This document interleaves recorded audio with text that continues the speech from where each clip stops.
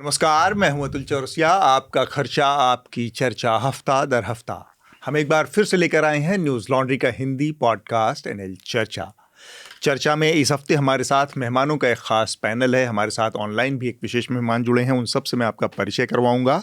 लेकिन उससे पहले एक खुशखबरी, और खुशखबरी ये है कि न्यूज़ लॉन्ड्री अपनी 14वीं सालगिरह मनाने जा रहा है 7 तारीख को, यानी कि कल 7 फरवरी को न्यूज़ लॉन्ड्री की स्थापना के शुरुआत के 14 साल पूरे हो जाएंगे। और इस मौके पर न्यूज़ लॉन्ड्री एक ख़ास कैंपेन चला रहा है, वी बिल्ड न्यूज़ लॉन्ड्री। हमने न्यूज़ लॉन्ड्री को बनाया, और इसमें सिर्फ वो लोग शामिल नहीं हैं जिन्होंने इसकी नींव रखी या जो इसके शुरुआती संस्थापक थे। इसमें वो तमाम साथी जो न्यूज़ लॉन्ड्री से इस दौरान जुड़े, वो तमाम पत्रकार, तमाम प्रोड्यूसर, और इन सब से आगे बढ़कर वो तमाम सब्सक्राइबर जिन्होंने बहुत छोटी छोटी रकम देकर 14 सालों तक एक ऐसे सपने को जिंदा रखा, चलाए रखा और सफल बनाया, जिसको कि मीडिया में अमूमन असंभव माना जाता है कि सब्सक्रिप्शन, प्योरली सब्सक्रिप्शन पर आधारित कोई मीडिया जिंदा रह सकता है, सर्वाइव कर सकता है, आगे बढ़ सकता है। न्यूज़ लॉन्ड्री ने वो कर दिखाया अपने सब्सक्राइबर।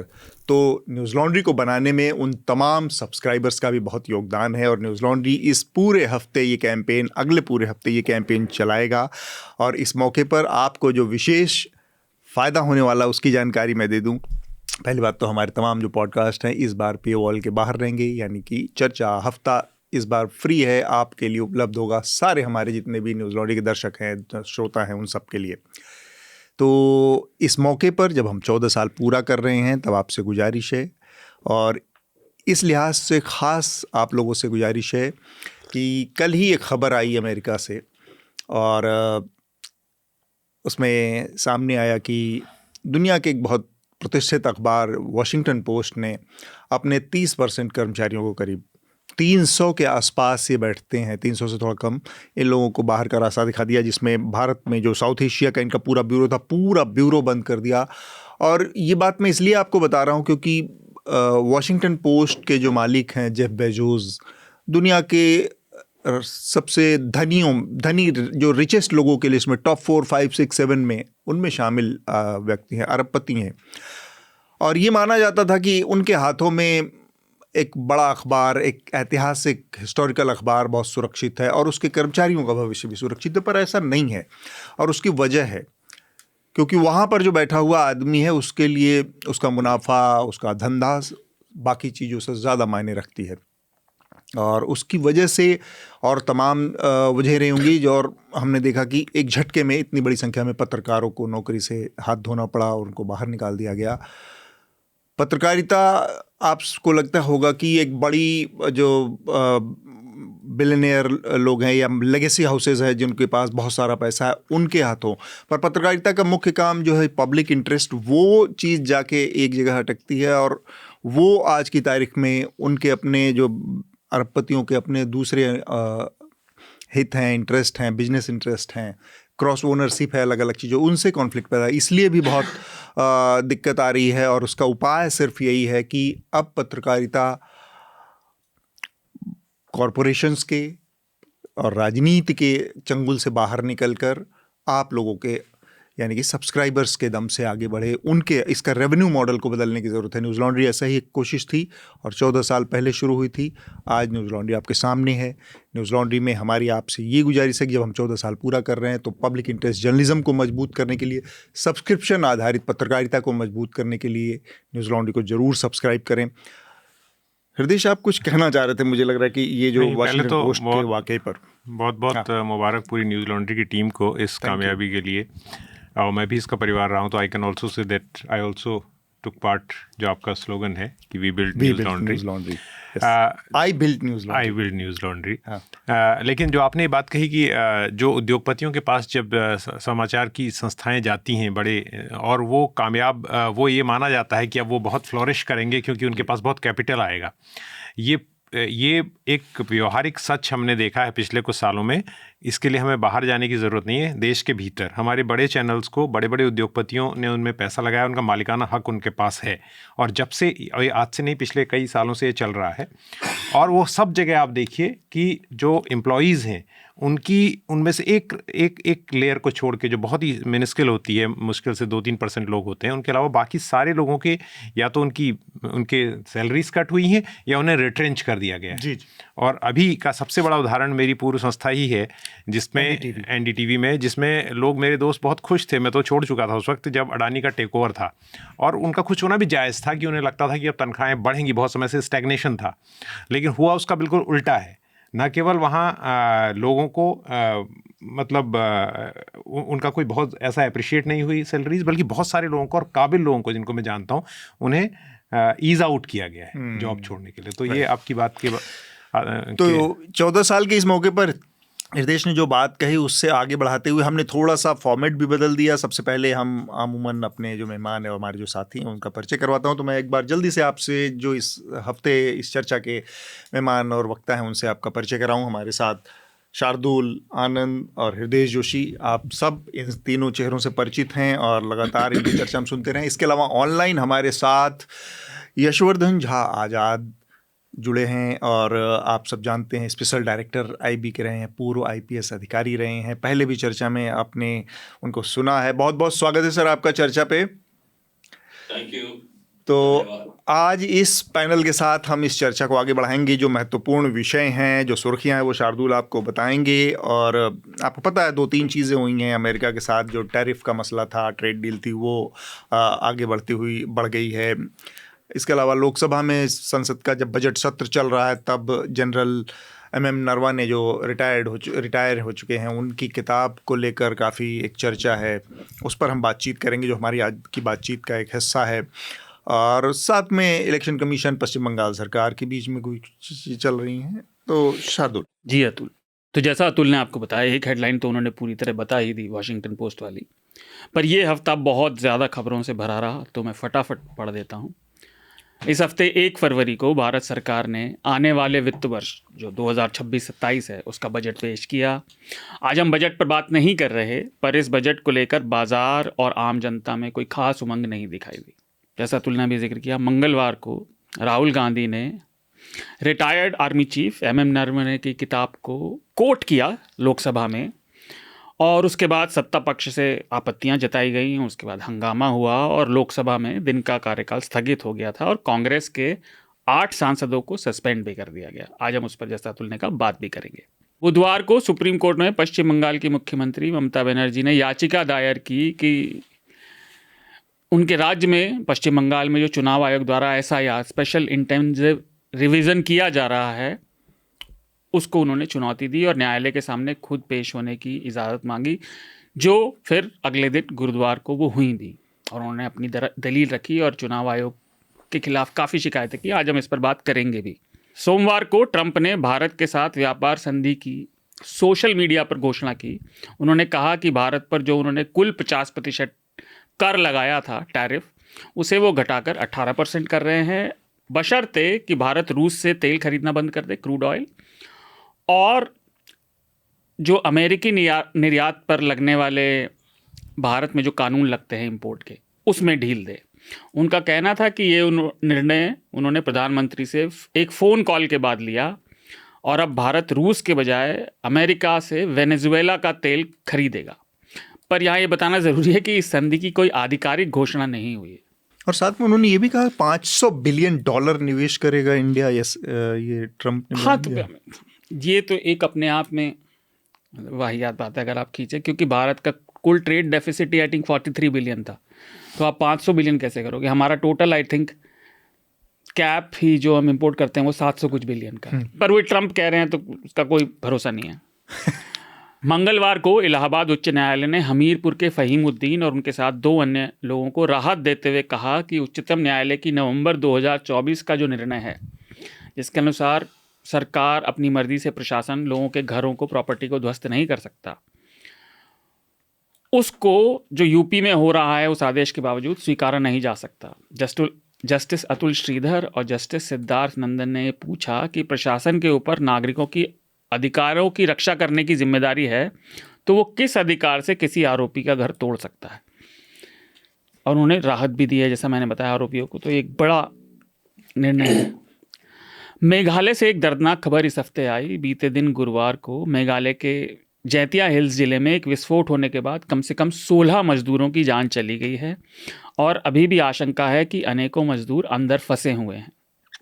वहाँ के डीजीपी आई नोंगरांग ने बताया कि उन्होंने अब तक 16 शव बरामद कर लिए हैं, लेकिन खदान में कितने मजदूर फंसे हैं इसकी संख्या अभी निश्चित नहीं है, बताया नहीं जा सकता। उत्तराखंड के कोटद्वार में सोमवार को बजरंग दल के कुछ लोग एक बुजुर्ग मुसलमान दुकानदार को परेशान कर रहे थे और दीपक नाम के एक हिंदू आदमी ने उन्हें ऐसा करने से रोका। इसके बाद दीपक की ज़िंदगी में बवाल खड़ा हो गया है और अब उन्हें धमकाया जा रहा है। जो उन्हें धमका रहे थे उनके ऊपर भी एफआईआर है और दीपक के ऊपर भी अब 3 एफआईआर हो गई हैं। इस हफ्ते एनसीआर में भी एक दर्दनाक खबर आई थी। मंगलवार को गाज़ियाबाद में 3 नाबालिग लड़कियों ने अपने घर के अपार्टमेंट बिल्डिंग की 9वीं मंजिल से खिड़की से कूदकर जान दे दी। पुलिस के अनुसार उन्होंने ऐसा इसलिए किया क्योंकि उनके माता पिता ने उन्हें एक कोरियन मेड मोबाइल गेम खेलने से मना कर दिया था, उस पर पाबंदी लगा दी थी और वो पैंडेमिक से इसे खेलने की आदी हो गई थी। इस पर आज हम बातचीत भी करेंगे। ये इसका एक बड़ा मतलब कई सारे एक सामाजिक पहलू भी हैं और ये जो वर्चुअल दुनिया में चीज़ें चल रही हैं, खासकर बच्चों के नज़रिए से बच्चों को जो लत की बात कही जा रही है, अलग अलग वीडियो गेम और इन सब से, इसके नज़रिए से थोड़ा सा समझने की कोशिश करेंगे हम। इस हफ्ते पाकिस्तान में बलूचिस्तान के हालात काफ़ी गंभीर हो गए। सोमवार और मंगलवार को बलूच लिबरेशन आर्मी BLA ने अपने ऑपरेशन हिरौफ की शुरुआत की, पाकिस्तान के बेला पैरामिलिट्री कैंप पर हमला करके, और साथ ही उन्होंने 23 नागरिकों को एग्जीक्यूशन स्टाइल में मौत के घाट उतार दिया। इसके बाद पाकिस्तानी सेना ने भी जवाबी कार्रवाई की है जिसमें अभी तक 21 उग्रवादियों के मारे जाने की खबर है। और आज शुक्रवार तक खबरों के अनुसार अभी भी स्थिति बहुत ज़्यादा तनावपूर्ण है। इस पूरे हफ्ते का जो ये घटनाक्रम है, इसे पाकिस्तान में सत्ता के इकबाल अथॉरिटी और CPEC का जो इंफ्रास्ट्रक्चर है पूरा, उसके खिलाफ अब तक की सबसे गंभीर और बड़ी चुनौती बताया जा रहा है। और ये आखिरी सुर्खी है। इस हफ्ते काफ़ी सारी खबर थी, ऐसा मैंने पहले कहा, पर इसका जिक्र करना ज़रूरी था।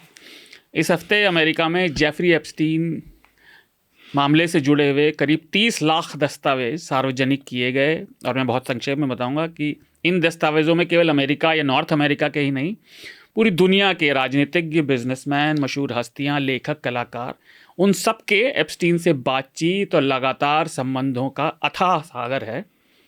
अभी करीब 25 से 30 लाख दस्तावेज और बाकी हैं, लेकिन इस सारी रिलीज से अमेरिका की राजनीति में तो है ही, लेकिन दुनिया भर के यहाँ भी अकाउंटेबिलिटी चल रही है। वहाँ के राजनीतिक और व्यापारिक हलकों में काफ़ी हड़कंप मच गया है। ये 3 सुर्खियाँ। तो ये हेडलाइंस थी और हम अब चर्चा को शुरू करेंगे। जो पहली बातचीत हमारी है वो संसद में जो हंगामा हुआ और जिसमें 8 कांग्रेस पार्टी के सांसदों को निलंबित किया गया हंगामे के बाद, वो मामला था जब राहुल गांधी ने एक पूर्व सेना प्रमुख हैं MM नरवाने, उनकी किताब का कुछ हिस्सा कोट करने की कोशिश की और वो किताब का कुछ हिस्सा दरअसल एक पत्रिका कैरवान में छपा है और उसी को राहुल गांधी कोट करना चाह रहे थे। और उसके मुताबिक जब गलवान में चीनी सैनिक आगे बढ़ रहे थे, तब उस वक्त वहाँ पर कुछ कम्युनिकेशन सरकार और सेना के बीच में जो हुआ, उसके मुताबिक प्रधानमंत्री मोदी ने उस समय जो कहा वो चीज़ें उसमें दर्ज की गई और उनके मुताबिक, किताब के मुताबिक प्रधानमंत्री मोदी ने कहा कि जैसा उचित लगे करो। और इस चीज़ को राहुल गांधी रखना चाह रहे थे सदन में, लेकिन उनको नहीं रखने दिया गया। स्पीकर ने एक विशेष व्यवस्था दी कि, और उनका ये कहना था कि ये किताब प्रकाशित नहीं है और ये किताब वास्तव में अब तक भारत में प्रकाशित नहीं है क्योंकि इसको सरकार ने पब्लिश करने से रोक रखा है।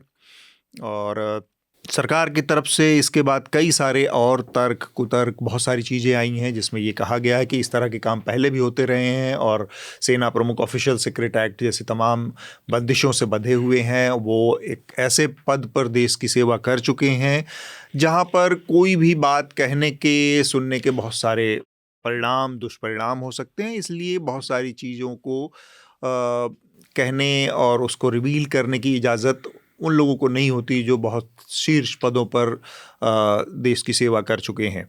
तो इस नज़रिए से अगर हम देखें बातचीत की शुरुआत में, मैं सबसे पहले यशवर्धन सर के पास जाना चाहूँगा। ये जो पूरा मसला है, इसको दोनों पक्ष अलग अलग तरीके से प्रस्तुत करने की कोशिश कर रहे हैं। एक संवैधानिक अधिकारों की बात कर रहा है, जिसके मुताबिक एक किताब है, उसका कुछ हिस्सा एक पत्रिका में छपा है और उसको वो कोट करना चाह रहे हैं, तो वो अभिव्यक्ति की आज़ादी का भी मसला है। और दूसरा, एक किताब को सरकार ने क्यों रोक रखा है, क्या वो राजनीतिक प्रतिष्ठान जो राजनीतिक दल है उसके लिए नुकसानदेह साबित हो सकता है, इसलिए उसका पब्लिकेशन रुका हुआ है। दूसरी तरफ सत्ता पक्ष है, जिसका कहना है कि ये जो किताब है, इस किताब में जो कही गई बातें हैं वो उनको रोकती हैं, वो अपने दायरे से बाहर जाकर कुछ चीज़ें करने की कोशिश कर रहे हैं जिसकी इजाज़त उनको नहीं मिलती है। और इसके अलावा ये भी कहा गया कि कांग्रेस पार्टी ने अलग अलग समय पर, जब चाइना के साथ युद्ध के समय, अलग अलग समय पर ऐसी किताबें आई हैं जो नेहरू जी के बारे में और तमाम अन्य नेताओं के बारे में ऐसी बातें कहती हैं जो कि उनके, और कांग्रेस ने भी इस पर पाबंदी लगाई है। तो क्या उस पाबंदी की वजह से को ही कंटिन्यूअस कर रहे हैं, तो ये पाबंदी भी जायज़ है? आपकी पहली प्रतिक्रिया मैं जानना चाहता हूँ सर। देखिए, मेरी पहली प्रतिक्रिया है कि ये जो घटना हुई इसके कई पहलू हैं। सबसे पहला पहलू तो ये है कि क्या राहुल गांधी को अधिकार था कि ये मुद्दा उठाने का पार्लियामेंट में या नहीं, ये एक टेक्निकल सवाल है। और इसके बारे में रूल 349 जो बिजनेस ऑफ द हाउस के बारे में है, वो ये कहता है कि कोई भी मेंबर ऑफ पार्लियामेंट किसी विषय को उठा सकता है, लेकिन अनवेरिफाइड अनपब्लिश्ड मटेरियल को नहीं उठा सकता है मामले को, अनलेस कि वो ऑथेंटिकेटेड हो। अब सवाल ये है कि रूल 349 ये कहता है कोई भी विषय जिसका संबंध बिजनेस ऑफ द हाउस से हो वो उठा सकता है। बिजनेस ऑफ द हाउस उस समय क्या था? प्रेसिडेंट्स एड्रेस था। प्रेसिडेंट्स एड्रेस में क्या बात आती है? इंडो चाइना रिलेशंस की बात आती है और नेशनल सिक्योरिटी की बात आती है। बल्कि जिनपिंग ने भी इस बात को उठाया था। तो इसलिए अगर आप इसको इस तरह से देखें तो राहुल गांधी को पूरा अधिकार था कि वो यह मामला उठाएं।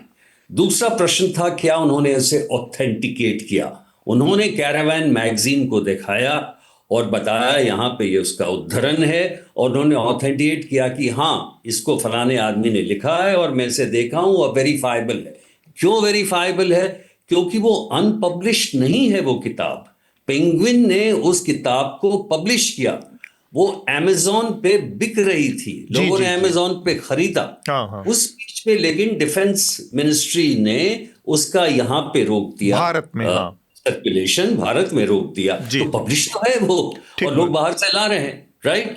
तो ये दोनों पॉइंट प्रूव हो गए। अब 1.5 साल में डिफेंस मिनिस्ट्री ने अभी कोई निर्णय नहीं लिया है क्या करना चाहिए उस किताब के बारे में, ठीक है? तो आपने पहली प्रतिक्रिया पूछी तो मैंने अधिकार के बारे में पूछा। अगर बाकी आप कहें तो बाकी मैं अभी बता दूं। जी, बिल्कुल आप अपनी बात पूरी कर लें। हाँ, दूसरी बात यह है कि इस चर्चा में क्यों रोका गया राहुल गांधी को। मैं समझता हूं कि ये चर्चा अगर होती तो ये इतनी रोचनीय होती कि पूरी जनता जो है वो वंचित रह गई एक ऐसे कारनामे के बारे में जिनको जानकारी नहीं मिली, जिसमें कि हमारी मिलिट्री ने अद्भुत प्रदर्शन किया था। और उसे इसलिए मुझे हैरानी हो रही है कि सरकार ने इस पर डिस्कशन क्यों रोका। सवाल क्या था? सवाल यह था, ये लोगों को आपके न्यूज़ लॉन्ड्री के थ्रू से श्रोताओं को मैं अवगत कराना चाहता हूं। सवाल ये था कि नरवणे साहब ने उस घटना का जिक्र किया जबकि पीएलए की टैंक्स बढ़ रही थी रेचिनला की तरफ। रेचिनला एक रिज है। जी। और इसका जो बैकग्राउंड है, गालवान पहले जून में हो चुका था और गालवान के बाद पूरी सेनाएं सतर्क थी दोनों तरफ। सबको मालूम है क्या हुआ था 20 में, आपने भी गालवान का जिक्र किया था। तो उस समय जब मामला बहुत ही संवेदनशील था आर्मीज दोनों तरफ की बिल्कुल ही चौकन्नी थी। दोनों देश के जो सत्ता पक्ष के दोनों तरफ से लोग थे वो इसके बारे में अवगत थे। उस समय गालवान की स्थिति तो तनावपूर्ण थी और क्या हुआ सबको मालूम है। उसके बाद पीएलए की फोर्सेस जो है, पीएलए की टैंक्स बढ़ रही थी रेचिन ला के तरफ। रेचिन ला के जो रिज है, तो जब वो ट्रूप्स बढ़ रही थी वहां उस तरफ, तो वहां के नॉर्दर्न आर्मी कमांडर ने फोन किया नरवणे साहब को और कहा कि ट्रूप्स बढ़ रही है, और उन्होंने अपने बहादुरी का मिसाल देते हुए कहा कि हम तैयार हैं उनको एंगेज करने के लिए। नरवणे साहब ने कहा कि रुकिए, पहले मैं पूछता हूं।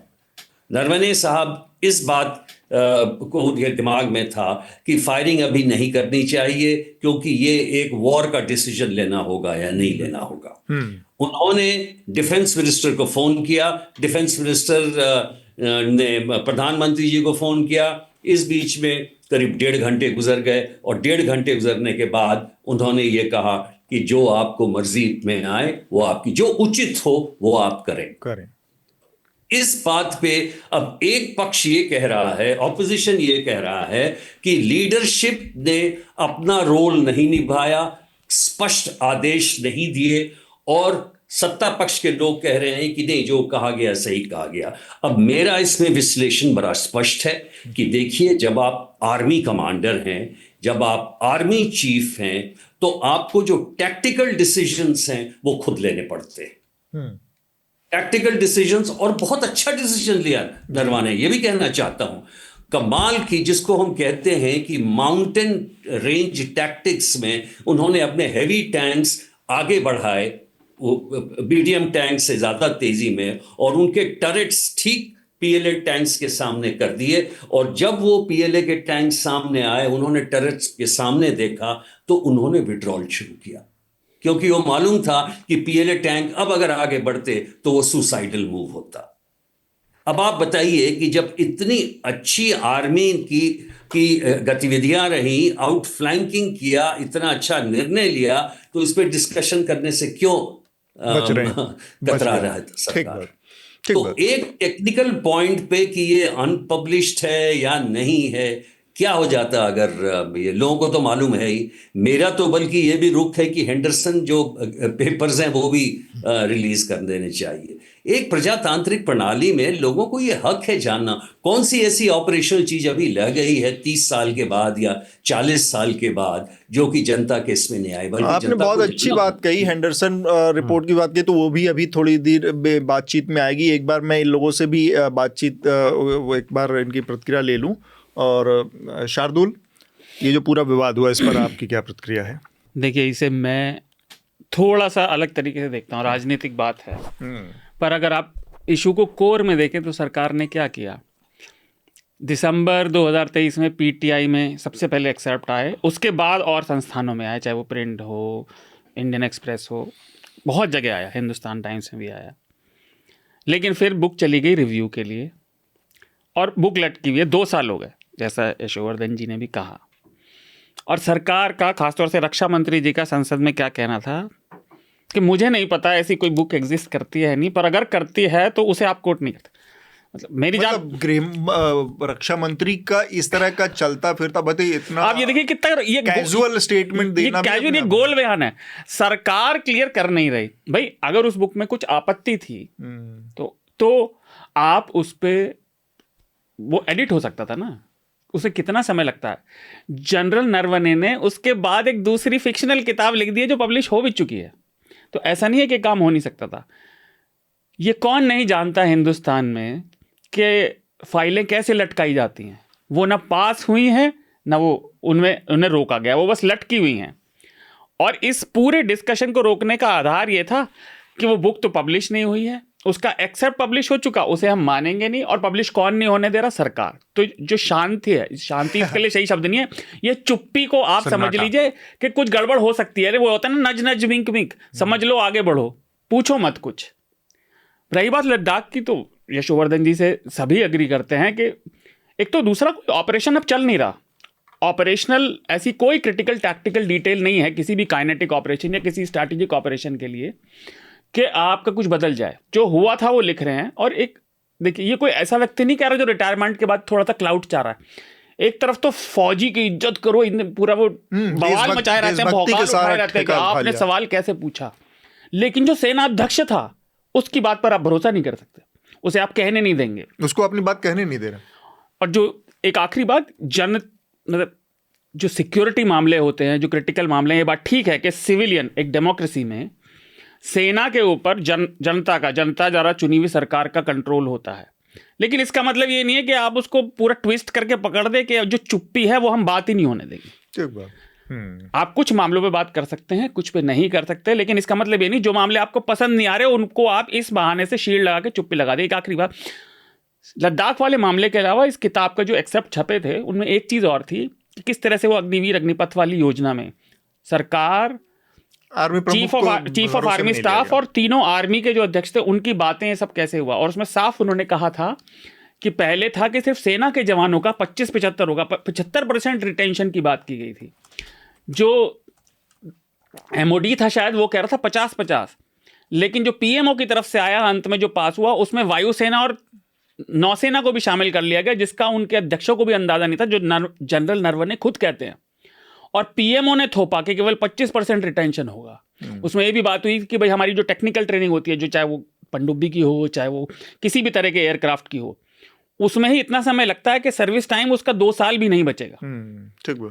तो ये सारी दिक्कतें बताती हैं कि सरकार ने कैसे अपना थोपा, ठीक है ना, जबकि पब्लिक में क्या दिया गया था कि नहीं सबकी रजामंदी से किया गया। तो इस तरह की बातें, और जो मूल चीज़ है अप्रिय प्रोपेगेंडा, जो उन्हें लगे कि हमारी बात कट रही है या सरकार को थोड़ा सा भी ऐसा दिखना पड़ रहा है कि वो नीचे जा रहा है पुरानी बात से, तो वो एम्बैरेसमेंट से बचने के लिए, इसलिए सबसे बड़ा कारण। 3 पक्ष इसमें मैं कहूँगा। एक तो जो तकनीकी पक्ष है उसमें ये जो लोकसभा अध्यक्ष हैं, जो स्पीकर हैं, उनके डिस्क्रिशन पे इतना ज़्यादा चीज़ें जो इंटरप्रिटेशन के लिए रूल्स का छोड़ दिया गया है, तो वो कन्वेंशनल लेजिटिमेसी में जो है, जो परंपरा की वैधानिकता होती है, तो उससे बहुत हद तक गाइडेड हैं कि 349(1) को कैसे इंटरप्रेट कर रहे हैं, अनपब्लिश्ड बुक्स, न्यूज़पेपर्स, फाइल्स, और एक 352 को कि क्या रिकॉर्ड पे रहेगा, क्या नहीं रहेगा। और वो इसमें जैसे कि एक चीज़ है कि अनपब्लिश्ड का उन्होंने, जैसे वर्धन सर बता रहे थे कि अनपब्लिश्ड की क्या व्याख्या कर रखी है कि मतलब देश में प्रकाशित या देश के बाहर भी प्रकाशित, तो उनकी क्या, उसकी क्या व्याख्या कर रखी है उस अब ये बहुत उनके विवेकाधीन है कि उसका क्या मतलब उन्होंने व्याख्या अपने सुविधा अनुसार क्या निकाल लिया। और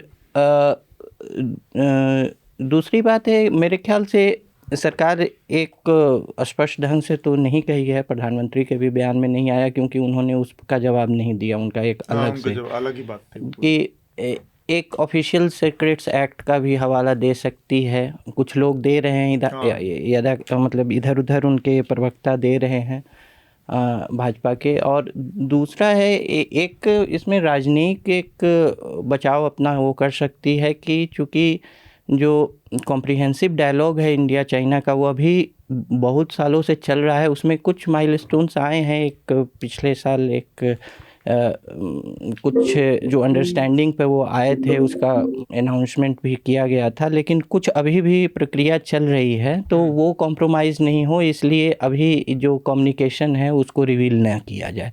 तो ये एक राजनीतिक बचाव हो सकता था उनका, लेकिन ये भी कोई स्पष्टता से आकर कहा नहीं। तो और मेरे ख्याल से इसमें राजनीतिक पक्ष मुझे ये लग रहा है कि ये एक वेपनाइजेशन है हर चीज़ को, जो कि हार्मलेस चीज़ें हैं। मेरे ख्याल से इस संवाद में प्रधानमंत्री भी कोई एम्बैरेसिंग सिचुएशन में नहीं आते हैं। एक बयान है कि अब बहुत लोग कहते हैं कि जिसको जिसका काम है, जो पॉलिटिक्स, मिलिट्री या पॉलिटिकल लीडरशिप, पुलिस लीडरशिप, इसका एक जो है डिवीज़न होना चाहिए, ये तो उनकी ऑपरेशनल कॉम्पिटेंसी उसमें है, उन कॉम्पिटेंस है, उनका कार्य क्षेत्र है, तो उन्होंने कहा जो उचित है करो। तो ये कोई बहुत एम्बैरेसिंग भी चीज़ नहीं है कि इसमें डिफेंड करना पड़े ये, लेकिन मेरे ख्याल से अब सरकार की ये जो मतलब आक्रामकता में एक बात आ गई है कि हर मोमेंट को का राजनीतिकरण कैसे करें। और क्योंकि मेरे ख्याल से संसद में लोग अब एक दूसरे सदस्य, और ये विपक्ष के साथ भी है, विपक्ष का कैपिटल दूसरा है, पॉलिटिकल कैपिटल इसमें, और रूलिंग पार्टी का, कि अब लोग एक दूसरे सदस्य को संबोधित नहीं करते हैं, वो बाहर की जनता को करते हैं, ऑडियंस को करते हैं, कि अब उनका ऑडियंस जो है दूसरे सदस्य नहीं है काइंड ऑफ थिएटर। हाँ, हर आदमी अपने अपने ऑडियंस के लिए प्ले कर रहा है। आनंद ने जो प्रकाशन वाली बात की, मैं छोटी सी बात करूँ तो प्रकाशित का तो देखिए ऐसा है, दिसंबर 2025 में यूनियन एनवायरनमेंट मिनिस्ट्री ने संसद में कहा था कि कोई भारतीय रिसर्च प्रूव नहीं करती कि एयर पोल्यूशन से मौतें भी होती। तो रिसर्च का तो ये एक 2014 वाले सत्र में पहला जो इस सरकार का जो चल रहा है 10 साल से ऊपर हो गया, पहले वाले 2014 की सरकार में भाजपा के कोई, मुझे नाम नहीं याद आ रहा, महाराष्ट्र के थे एमपी, उन्होंने कहा था ये कोई भारतीय रिसर्च प्रूव नहीं करती कि बीड़ी से लंग कैंसर होता, तो क्योंकि उनकी बीड़ी की फैक्ट्रियां थी। तो ये तो सेलेक्ट एंड चूज है ना, ये किताब एग्जिस्ट करती है जब सरकार को मना करना उसके लिए करती है, रोक लगाने के लिए, लेकिन डिस्कशन के लिए नहीं करती। मेरे ख्याल से एक नेवी के एडमायरल की भी किताब जो है डिफेंस मिनिस्ट्री के रिव्यू में है, वो भी नहीं प्रकाशित हुई है, मैं नाम भूल रहा हूँ, एक नेवी के अधिकारी हैं, उन्होंने भी किताब लिखी है जिसमें कुछ विवादास्पद अंश हैं उसके, और वो भी होल्ड पर है अभी एक। ठीक। हृदय, आपकी पहली प्रतिक्रिया, और साथ में हेंडरसन वाली रिपोर्ट, चूंकि आपने उसको पढ़ी है थोड़ा उसको, तो अब उसमें मैं इसमें ताकि हाँ हम और भी आगे। हेंडरसन वाला मामला जिसका यशोवर्धन जी ने भी जिक्र किया कि उनको क्यों नहीं क्लियर, उनको भी पब्लिक कर ही देना चाहिए, और सही बात है, उन्होंने जो बात कही उसको लेकर मैं ये कहना चाहता हूँ कि जो केंद्रीय मंत्री किरण रिजिजू ने बयान भी दिया और ये कहा, और आप इस चर्चा से पहले हम बात कर रहे थे, निशिकांत दुबे का आपने जिक्र किया को उन्होंने किताबें लाकर सरकार पर, विपक्ष पर जो हमला करने की कोशिश की, तो मैं केवल अपनी बात सीमित रखता हूँ कि जो किरण रिजिजू ने जो बयान दिया उसमें उन्होंने आज के हाईली पोलराइज्ड माहौल में बातें जो हैं वो ऐसे कही जाती हैं जिनमें सच तो होती हैं लेकिन आधा सच होता है। तो किरण रिजिजू का जो ट्वीट था या जो बयान उनका था, मैंने टेलीविजन पे तो नहीं देखा, बस उनका जो ट्विटर पे बयान था उसमें उन्होंने कहा कि ever since 1962 the Henderson Brooks Bhagat commission report have remained top secret and that report severely indicted the Nehru government for the humiliating defeat of Chinese PLA। अब इसमें तथ्य क्या है, ये बात पूरी तरह से गलत नहीं है और ये बात पूरी तरह से सही भी नहीं है। आंशिक रूप से गलत तो ये जरूर है, और आंशिक रूप से गलत है, लेकिन इसका प्रभाव जो है, पॉलिटिकल जो प्रोजेक्शन है, वो बहुत आगे जाता है। हेंडरसन ब्रूक्स भगत रिपोर्ट जो है वो भारतीय सेना की एक आंतरिक परिचालन समीक्षा थी, ठीक है। 1962 में भारत चीन युद्ध के घटनाक्रम और भारतीय सेना के जिसमें पराजय की जो बात कही जाती है उसके विश्लेषण किया गया था, और इस जो कमीशन को, जिसमें कि लेफ्टिनेंट जनरल TB हेंडरसन थे, ब्रूक्स थे, और ब्रिगेडियर प्रेमन सिंह भगत, इन दोनों के जो ये कमेटी थी जिसने ये रिपोर्ट की, इसे 1963 में बनाया गया था। और ये कहना यहां पर तक बात, और अभी तक ये ऑफिशियली जो है रिलीज नहीं है, ये बात बिल्कुल सही कह रहे हो, लेकिन इस तरह से कहा जाना कि उसके बारे में किसी को पता ही नहीं है, और मैं उससे आगे की बात बताऊंगा। 2014 में ऑस्ट्रेलियाई पत्रकार जो थे नेविल मैक्सवेल, उन्होंने इसके अंश छापे, और जब मैं भारतीय पत्रकार जो डिफेंस कवर करते हैं, बहुत जिम्मेदार पत्रकार हैं, उन्होंने हम कहा कि ये बात हमारे पास भी थी, पर हम पब्लिश, क्योंकि हर अखबार का एक एडिटोरियल कॉल होता है, उन्होंने उसे प्रकाशित जैसे ही उन्होंने किया तो उनके पास भी, तो बाकी पत्रकारों ने भी प्रकाशित किया, इंडिया के अखबारों में भी प्रकाशित हुई। तो ये कहना कि वो अनऑफिशियली पता नहीं थी, ये बात गलत है। अब इसमें सबसे इंपॉर्टेंट बात यह है कि 1960 के दशक में जब ये बात आई, तब से लेकर आज तक केवल कांग्रेस की सरकार नहीं रही है, अलग अलग सरकारें रही हैं, और सभी सरकारों की ये एक नीति रही या उनकी पोजीशन रही कि इसको ओपन नहीं करना चाहिए। उसमें बीजेपी की सरकार भी थी, और उसका सबसे बड़ा उदाहरण मैं आपको अगर दे सकूं तो मार्च 2014 में अरुण जेटली जी क्या कह रहे हैं हाउस में, ये हमें सुनने की जरूरत है, इसी के बारे में, जब मैक्सवेल की रिपोर्ट आई, और उन्होंने ये कहा है, अगर मैं इसको पढ़ सकूं, मार्च 2014 की बात है ये, और उन्होंने कहा है, ये काफ़ी लंबा आंसर है, मैं इसको सिर्फ बता रहा हूँ, however to keep these documents top secret indefinitely may not be in larger public interest. 2014 में अरुण जेटली साहब ने ऐसा कहा, लेकिन जुलाई 2014 में जब उनकी सरकार बन गई तो उसके बाद ये प्रेस रिलीज है, ये PIB का प्रेस रिलीज है, जिसमें लास्ट लाइन क्या लिखी गई है, further release of this report fully और पार्शियली और disclosure of any information related to this report would not be national interest. ये सरकार है 2014 की, और इसमें डिफेंस मिनिस्टर अरुण जेटली यही बात कह रहे हैं, जिन्होंने कुछ महीने पहले इसको पब्लिक करने की बात की थी।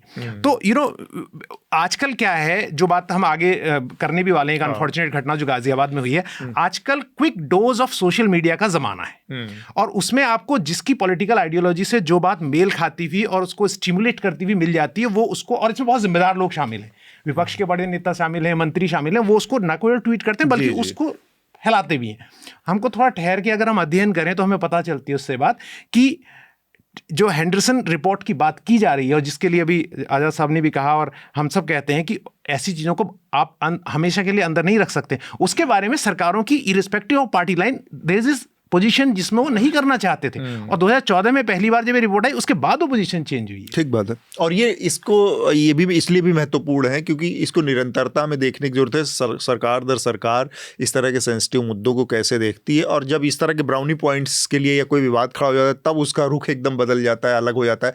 3 बार से पिछले प्रधानमंत्री मोदी जी हैं, और तब भी उन्होंने इसको जारी नहीं किया ऑफिशियली, जो कि उनका ही, जो रिजिजू का जो ग्रज है कि अभी तक टॉप सीक्रेट है, उनके पास पूरा मौका था।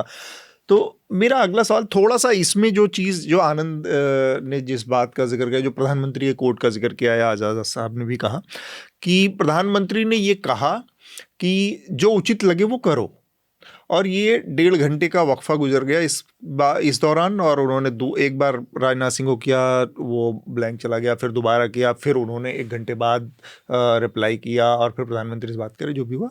तो एक तो इतना टाइम, और दूसरा जो डर की बात आप करते हैं कि इसमें ऐसा नहीं कि कोई बहुत ज़्यादा, लेकिन ये जो सिंगल सेंटेंस है ये ओपन टू इंटरप्रिटेशन है, डिफरेंट टाइप इंटरप्रिटेशन हो सकती है इसकी।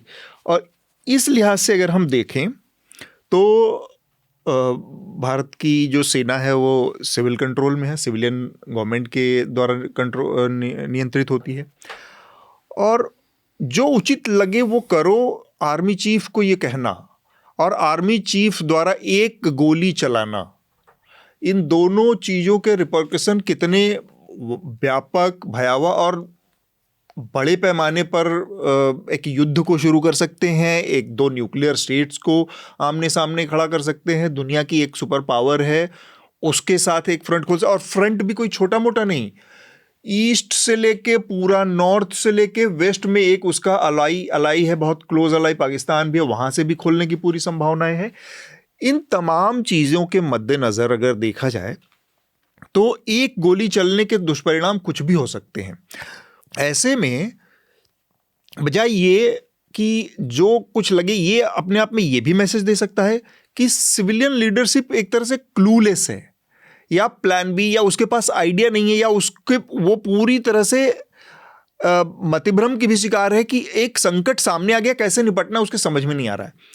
आर्मी चीफ की तरफ से प्लान ए, हमारे पास प्लान 1 ये है, हम ये कर सकते हैं, हम ये कर सकते हैं, हम ये कर सकते हैं, ये 3 ऑप्शंस हमारे पास है, 4 ऑप्शंस हमारे पास हैं।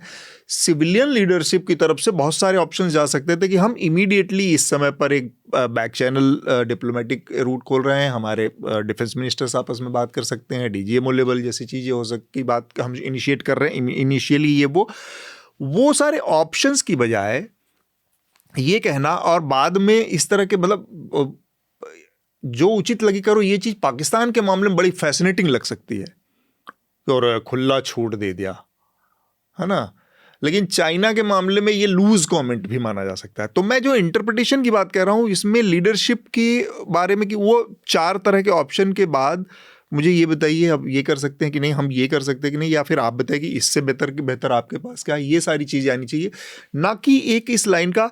आई एम श्योर ऐसा भी हो सकता है कि इस बीच में और भी बहुत सारी बातें हुई हों जो कि नरवणे साहब ने अपनी किताब में ना लिखी हो, और भी बहुत सारी बातें हुई हों। तो वो सारी चीज़ों को संज्ञान में रखते हुए एक सरकार जिसने अपनी छवि निर्मित कर रखी है, एक कल्ट बना रखा है एक व्यक्ति के इर्द गिर्द, उसके लिए ये डैमेजिंग भी हो सकता है। आजाद साहब, आपकी प्रतिक्रिया?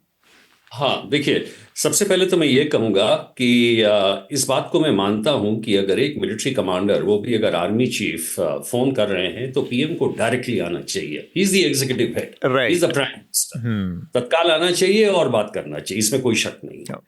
और दूसरी बात यह भी कहूँगा कि हर जगह डिफेंस मिनिस्टर्स जो हैं, अब यहाँ पे एक अजीब सा प्रचलन आया है कि डिफेंस मिनिस्टर को भी 25 साल रहना है, फाइनेंस मिनिस्टर को भी 20 साल रहना है। ये पता नहीं क्या, ये ब्यूरोक्रेसी हो गई है शायद आईएएस और आईपीएस ऐसी।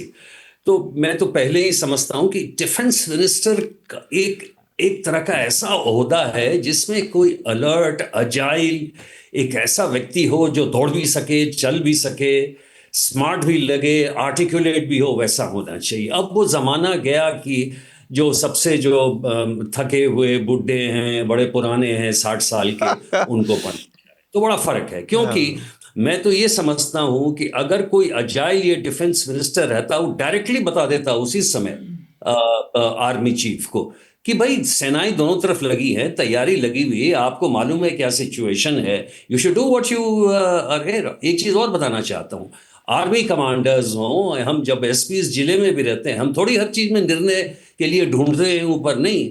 हमने तो सबसे भयानक जो लाठीचार्ज किया वो सीधा किया बिना किसी से पूछे, जिसमें कि 100 लोग घायल हुए। और जब फायरिंग की हमारे सब इंस्पेक्टर ने, तो हमने अपनी जिम्मेवारी ली। तो देखिए, आप आर्मी चीफ जब हैं, उस समय आप ये बात नहीं कर सके कि सिविलियन हमें बताएगा, नहीं। एक चीज़ और बताता हूँ आपको कि ठीक उसके पहले, ये रेचिन ला की बात हो रही है, मैं कैलाश रेंज की बात कर रहा हूँ। कैलाश रेंज के तरफ भी पीएलए की जो टैंक्स हैं वो इसी तरह आगे बढ़ के आ रही थी। महा रेजिमेंट वहाँ पे थी। महा रेजिमेंट से मुझे लगाव है क्योंकि मैं जब सागर में एसपी था तो वहाँ महा रेजिमेंट का हेडक्वार्टर्स हुआ करता था। तरलोक सिंह साहब थे वहाँ। तो एनीवे, महा रेजिमेंट ने जब वो पीएलए के टैंक्स वापस नहीं हुए, उन्होंने और पीएलए टैंक्स ने फायर किया। जो लोग बोलते हैं ना कि फायर नहीं हुआ, फायर किया उन्होंने, 2 फायर किए, और उसका जवाबी फायर किया बिना पूछे महा रेजिमेंट के टैंक्स ने, और वो पीएलए के ट्रूप्स वापस लौट गए। समझे कि नहीं? तो मेरा ये कहना है कि जब आप आर्मी चीफ हैं तो आपको ऐसी स्थितियों के लिए तैयार रहना होगा। हो सकता है कि प्राइम मिनिस्टर बाथरूम में थे, हो सकता है प्राइम मिनिस्टर कहते हैं किसी ऐसे मीटिंग में थे, संवेदनशील में थे कि वो बाहर नहीं आ सके, हो सकता है उनका मैसेज भी कन्वे नहीं किया गया, ऐसी चीजें होती हैं।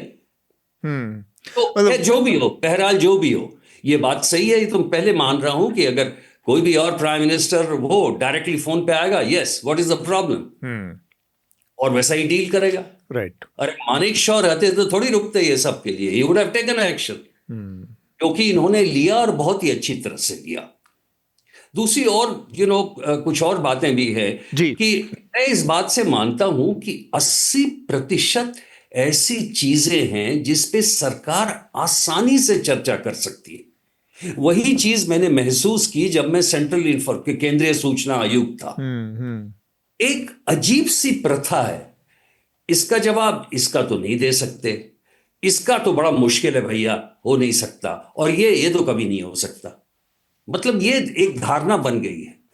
सूचना जो act, right to information act बना था, उसको कहते हैं सनशाइन लेजिस्लेशन जी, क्योंकि वो एक ऐसा कानून था जिसने कि सारे लोगों को बिल्कुल ही ऊर्जावान कर दिया था कि भाई सारी जानकारी हमें मिलनी चाहिए। और मैं ये देखता था कि 90% जानकारी जो आसानी से दी जाती है वो ये नहीं देना चाहते थे। तो वही चीज यहां पे हुई है, और ऐसे अपॉर्चुनिटी वो बार बार मिस भी कर रहे हैं। तीसरी बात, आजकल के जमाने में ओबामा खुद अपनी किताब, इतनी 700 पेज की किताब में लिख रहे हैं सबसे सेंसिटिव डिटेल जो बिन लादेन ऑपरेशन का था, उन्होंने 30 पेज में पूरा सब कुछ लिख दिया। कैसे वो कहते हैं एयर रेडार के नीचे निकले, कौन से हेलीकॉप्टर्स यूज हुए, कहां से उनको ट्रेनिंग, एवरीथिंग। और यहां पे हम ये भी बताने को तैयार नहीं है कि उन्होंने खाकी कलर पहना था यूनिफॉर्म का। तो ये जो धारणा है, ये जो कल्चर है, इसको चेंज करना बहुत मुश्किल है। बिल्कुल ठीक बात। आनंद, ये जो इंटरप्रिटेशन वाली बात है, इसमें जो डर तो लगता ही है ना, पॉलिटिकली आजकल हर चीज़ में टांग खिंचाई शुरू हो जाती है, और वो उधर से कहा जा रहा है कि ये डरपोक हैं, इधर से कहा जा रहा है नहीं छप्पा नहीं चाहिए। तो इन सब चीज़ों में ये सेंटेंस बहुत ओपन है ना आग लगाने के लिए। नहीं, इसमें ये भी है कि मतलब फाइनल मैसेजिंग किया गया, जैसे कि वो जो all is well that ends well, अगर उस जो मिलिट्री कॉन्फ्रंट्रेशन है, फुल स्केल वार तो नहीं, या जो भी था उसका परिणाम जो है बहुत ज़्यादा जैसे डिजास्ट्रस होता तो और तब वो एक दूसरी स्थिति होती। लेकिन अब वो है ना कि अगर परिणाम अच्छे हो गए, जैसा कि सर बता रहे हैं कि भारत ने अच्छा जवाब दिया और जो भी उसके संसाधन थे, कम से कम बुरा तो कुछ नहीं हुआ तो फिर उसमें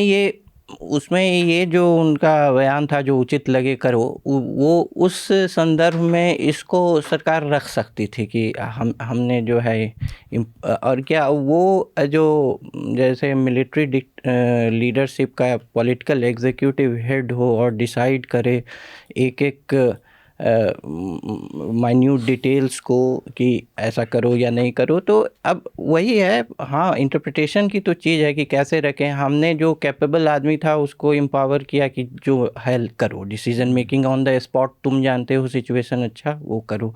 एक इंटरप्रिटेशन एक है। एक ये है कि इनडिसीजन का जो है, आप में डिसीजन मेकिंग कैपेबिलिटी नहीं है, आप प्रेशर में जो है आप कोई डिसाइसिव स्टेप नहीं ले पा रहे हैं, ये भी एक इंटरप्रिटेशन हो सकता है। ठीक बात। हाँ, मैं अतुल एक बात कहना चाह रहा था, अपनी पहली वाली बात को पूरा करना है मुझे। वो ये कि अभी का जो एटमॉस्फेयर है, जहाँ पर कुछ भी कहने को, अगर मैं कोई आलोचना वाली बात कह रहा हूँ तो इसका मतलब ये भी है ना कि उस आलोचना से हम सीख भी सकते हैं आगे के लिए। ठीक है, जैसे अभी जो हमारा सबसे ताज़ा जो कन्फ्रंटेशन पाकिस्तान के साथ हुआ है, उसके बाद अगर कल मैं एक फेसबुक पोस्ट लिखूँ या मैं कोई आर्टिकल लिखूँ जिसमें कहें कि, या कोई जानकार ऐसा आर्टिकल लिखे, मेरा वो क्षेत्र नहीं है, कि हमारा एयर डिफेंस सिस्टम जो है उसको ज़्यादा मजबूत किए जाने की ज़रूरत है, क्योंकि कई बातें ऐसे निकल के आई हैं जिससे लगता है एयर डिफेंस सिस्टम उतना मजबूत नहीं है, तो ये कोई देश के खिलाफ वाली बात नहीं है। बिल्कुल, इस पर बात खुल के होनी चाहिए और उससे सीखने की ज़रूरत है, क्योंकि आजकल जो चीज़ें जनता को पता नहीं है वो चाइना को तो सब पता है। उनका जो सर्वेलेंस सिस्टम है और उनकी जो टेक्नोलॉजिकल एडवांसमेंट है, हम उससे तो इनकार नहीं कर सकते हैं।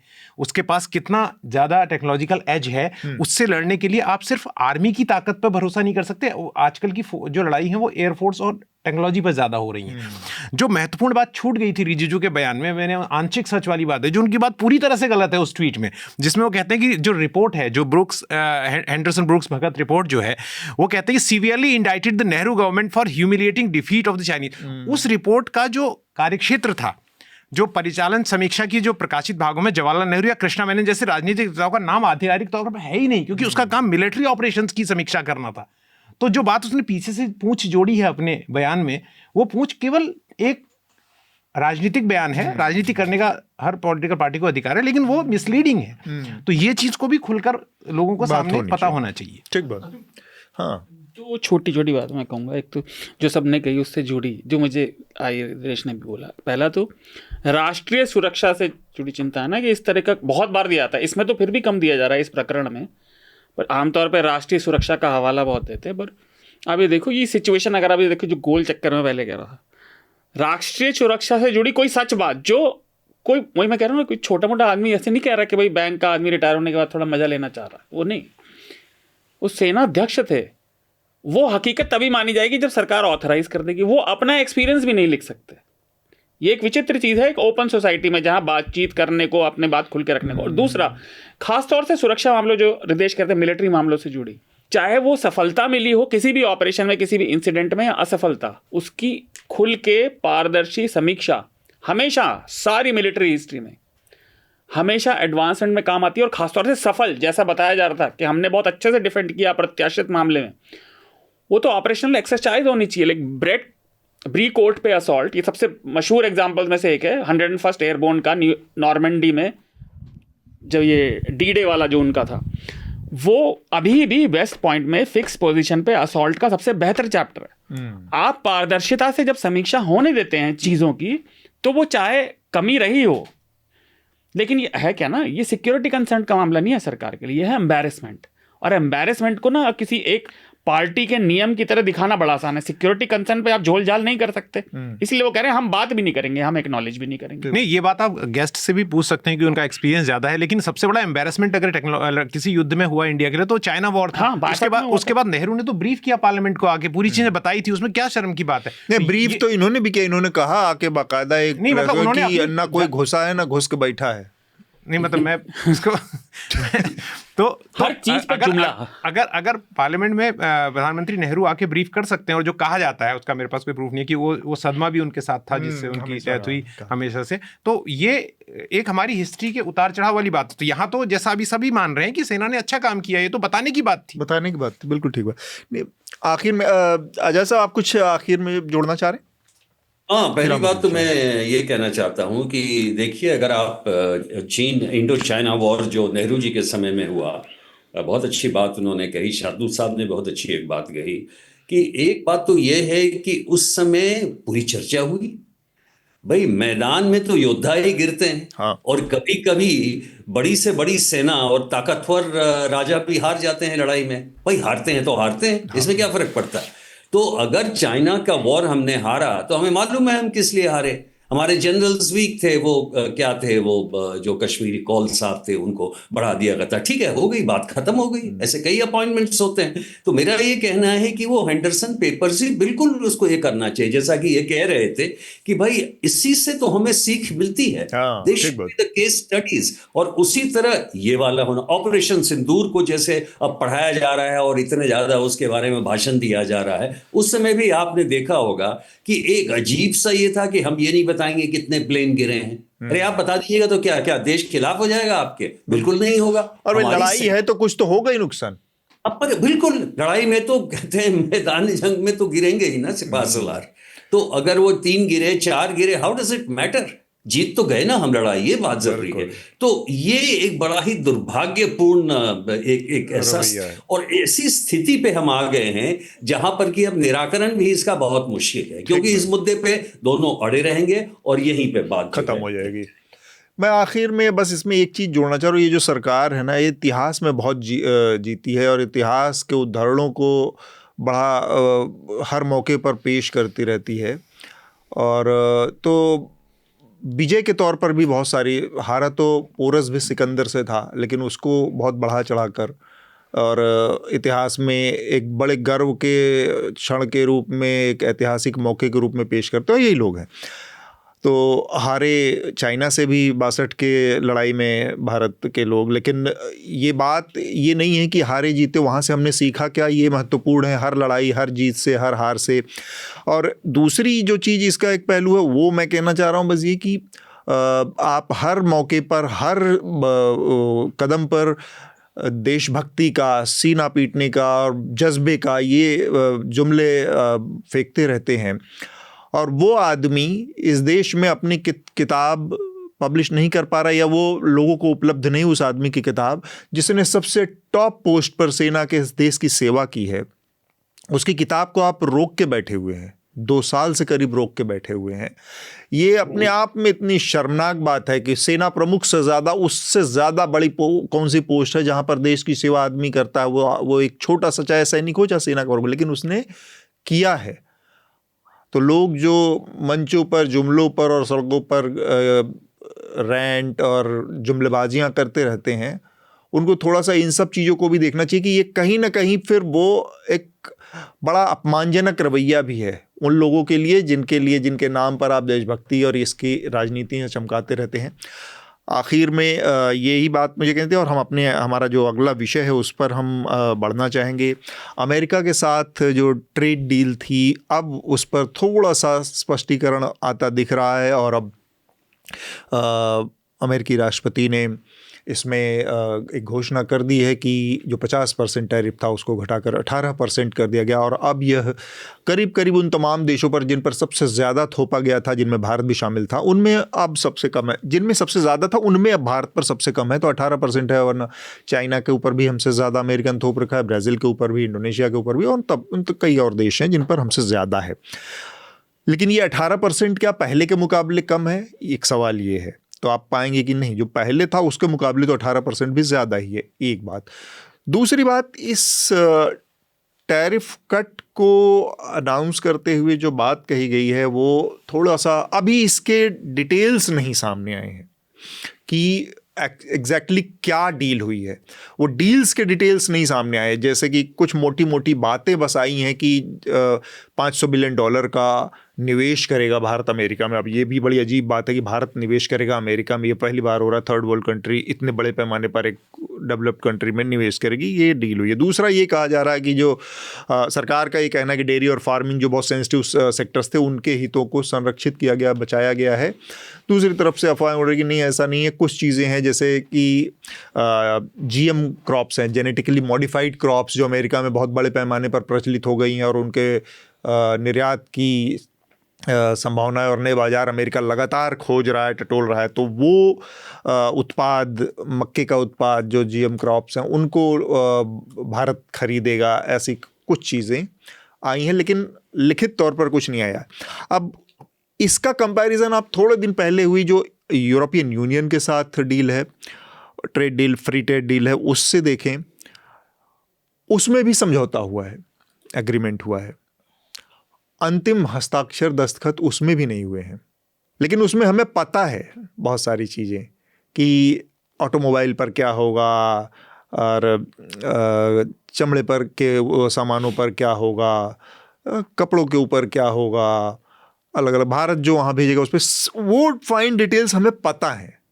एक डील वो है, साइन वहाँ पर भी होना है, साइन यहाँ पर भी होना है, एग्जैक्ट चीज़ें हमें लेकिन पता ही नहीं है कि अमेरिका के साथ हमने क्या डील की है। तो ये दो एग्रीमेंट में ये जो दो विरोधाभास हैं, इसको समझकर इस सरकार के रवैये पर हर चीज़ एक जगह जाकर रुक जाती कि हेडलाइन मैनेजमेंट अच्छे से होता। हर अखबार ने उस दिन 8 कॉलम की खबर चलाई कि अमेरिका के साथ ऐतिहासिक डील हो गई है, 18% आ गया है। जिस यूरोपियन यूनियन की डील को बढ़ चढ़ कर बताया गया कि ऑटोमोबाइल सेक्टर में हमें इतना कम हो जाएगा, इसमें इतनी चीज़ें फ़ायदा हो जाएंगे, इसमें एक एक सेक्टर वाइज जाके हमें पता है कि वहाँ पर क्या क्या डील हुई है और किस पर साइन होना है साल भर के बाद। यहाँ पर वो डील के डिटेल्स देने में क्या दिक्कत है?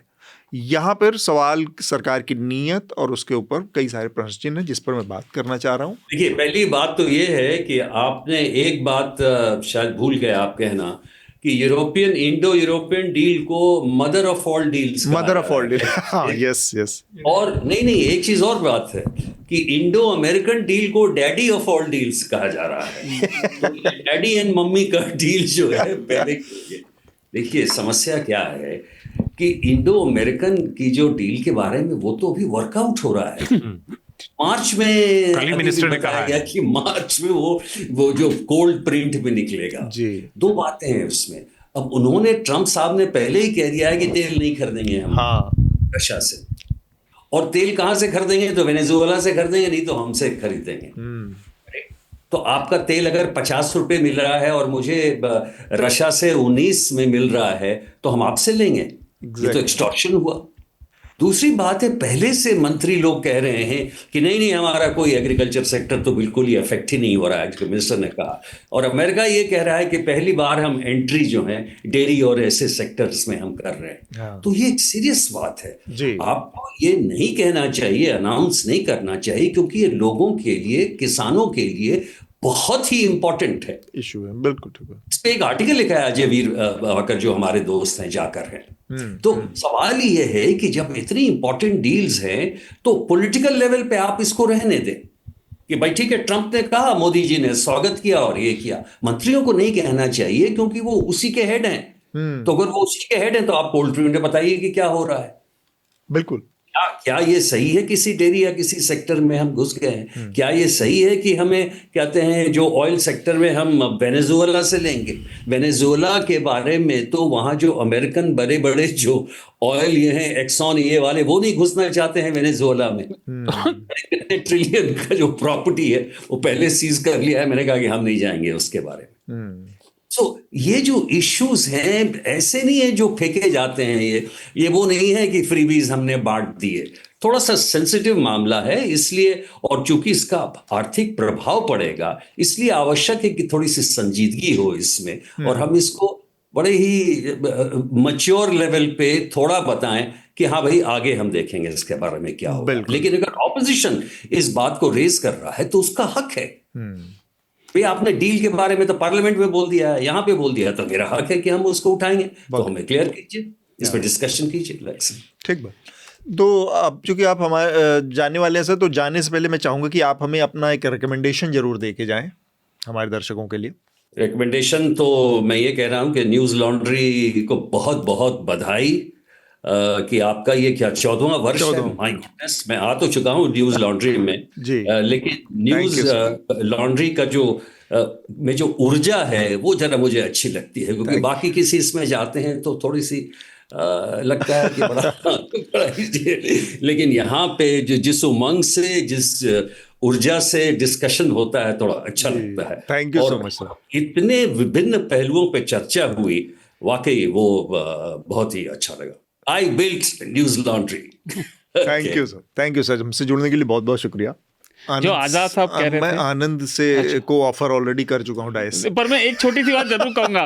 आजाद साहब जो कह रहे थे उससे मुझे दिमाग में आया कि मिनिस्टर्स को नहीं बोलना चाहिए। हमारे मिनिस्टर्स की क्वालिटी तो कुछ हफ्ते पहले पता चली थी, वो मोहन बैगन और ईस्ट बैगन था। तो हमारे मिनिस्टरों की तो बात ही अलग है, वो बगान को बैगन हो गया ऑन एयर। हाँ आनंद। नहीं ये आजाद साहब, मुझे जहाँ तक याद है कि मदर ऑफ ऑल डील्स किसी अखबार की हेडलाइन नहीं है, यू या अध्यक्षता ने खुद कहा था, यू की ओर से कहा गया था मदर ऑफ ऑल। हाँ, उनकी अध्यक्षता ने खुद कहा था, मुझे जहाँ तक याद है। मेरे ख्याल से दोनों में जो ब्यूरोक्रेसी है वो जो ट्रम्प ने ब्यूरोक्रेसी को बाईपास करके ये अनाउंस किया है, और इसकी जो रूपरेखा जो है वो ठीक है, 18% एक ब्रॉड फॉर्मेट रहेगा, लेकिन वो वर्कआउट होगी। अभी विदेश मंत्री जयशंकर से भी पूछा गया था, तो उन्होंने विदेश मंत्रालय को भी उससे थोड़ा अलग करते हुए बोला उन्होंने ये कहा था कि इस सारी डील में वाणिज्य मंत्री और वो ठीक है, मतलब वो मतलब कॉमर्स मिनिस्ट्री का जो इंटरनेशनल विंग है वो उसको नेगोशिएट कर रहा है, चलिए। लेकिन उन्होंने उतनी मतलब उसको डिसोन भी नहीं किया, लेकिन ओन भी नहीं किया विदेश मंत्रालय को लेकर। रशिया से तेल खरीदने के बाद, रशिया से तेल जो आयात है वो कुछ महीनों से कम होता आ रहा है। उसका सिर्फ राजनयिक कारण नहीं है, उसका एक और भी कारण है कि वो कॉम्पिटिटिव नहीं है बहुत। उसकी प्राइसिंग जो है बहुत कॉम्पिटिटिव नहीं है वेस्ट एशिया के लेकर। तो भारत की ऑयल मिनिस्ट्री ने ये भी बयान दिया था कि जो आप कंपेयर करेंगे तो वेस्ट एशिया में जो रशिया शुरू में बहुत सस्ता तेल दे रहा था बाद में, और राजनयिक भी हो सकता है, दूसरा राजनयिक होता है, लेकिन राजनयिक कारण ये नहीं स्वीकारेंगे उस समय। लेकिन एक फैक्चुअल कंपैरिजन करके देखें तो तीसरा इसका पक्ष ये भी है कि जो शीर्षस्थ जैसे ट्रम्प ने किया फिर मोदी ने किया, तो एक तो है कि इसको टाइम गैप जो है एक तो नहीं रखना चाह रहे थे। ये मेरा ये स्पेकुलेशन है, संसद के सत्र के पहले एक मतलब क्लिंचिंग एक चीज़ उनके पास कुछ अच्छा जो है डेवलपमेंट हो रहा होगा, प्रोग्रेस हो रहा होगा, लेकिन जो डिटेल्स हैं वर्कआउट नहीं होंगी। लेकिन संसद के सत्र के बाद एक होता है ना कि कवर के लिए एक उन्होंने, मुझे लगता है कि उसका भी एक तरीका हो इनका जो पॉलिटिकल मैनेजमेंट का, और ब्रॉडली झूठ नहीं होगा, ये तो नहीं मैं मानता हूँ कि ये हुआ ही नहीं है, होगा, लेकिन इसकी रूपरेखा और मुझे नहीं लगता कि एग्रीकल्चरल और डेयरी प्रोडक्ट पे ये ज़्यादा कॉम्प्रोमाइज़ करेंगे, क्योंकि इसलिए नहीं कि ये बहुत कल्याणकारी राज्य की, इसलिए कि वो पॉलिटिकली जो है इशू है, वो पॉलिटिकली जो है इनके लिए जो है कॉस्टली होगा। जी, मैं तो देखिए कह रहा था, ये हम इरैशनल चीज़ों को हम रैशनल ग्राउंड पे एनालाइज कर रहे हैं। ट्रंप ने जो लिखा उस पर मैं 1 मिनट को भरोसा नहीं करता। वो पिछली मार्च से कह रहा है कि इंडिया से संधि होने वाली है, दूसरा मार्च आने वाला है। पिछले साल से कह रहा है वो, तो जब उसने टैरिफ लगाए थे, हमने बात की थी। ये टैरिफ कैलकुलेट कैसे हुए थे? इस 50 में से 25 तो सिर्फ इसलिए थे कि आप रशिया से तेल खरीद रहे हो। जो बचे हुए 25 थे उसकी कैलकुलेशन की हमने बात की थी, वो कितनी बेसिर पैर की थी, है ना। तो ये सब बेतरतीब है, ये सरासर एक्सटॉर्शन ऑफ एलाइज और बुलिंग है। और इससे निपटने का सिर्फ एक ही तरीका है कि आप जो थोड़ा सा EU डील के साथ किया, उनको अंततः समझ में आया कि दबने से ट्रंप जैसे लोग और ये एडमिनिस्ट्रेशन बिल्कुल भी न आपकी बात मानेगा, ना वो झुकेगा, ना वो आपको जीने देगा। आपको काउंटर बैलेंस बनाने पड़ेंगे। और भले ही मैं हाइपोथेटिकल आप मान लीजिए कि ये डील हो भी जाती है ना, वैसे ही जैसे कह रहे हैं सब, तब भी ये दुनिया और अंतर्राष्ट्रीय रिलेशन हमेशा के लिए बदल चुके हैं। अगली बार कोई और आ गया वहाँ पर तो क्या फिर से वो ब्लैकमेल करेगा? ट्रंप का क्या भरोसा? 1 साल में उसने कितना सब कुछ किया है, अभी उसे 3 साल और रहना है, तो आप भरोसा नहीं कर सकते। दूसरी बात, ट्रंप के स्टेटमेंट्स और उनके ऑफिस के लोगों के स्टेटमेंट्स सरासर झूठ होते हैं। और ये दुख की बात है कि हमारे यहाँ भी कुछ हालात ऐसे ही हैं, उतने बुरे नहीं हैं पर वैसे कम झूठ होते हैं हमारे यहाँ, थोड़ा सेलेक्टिव होते हैं।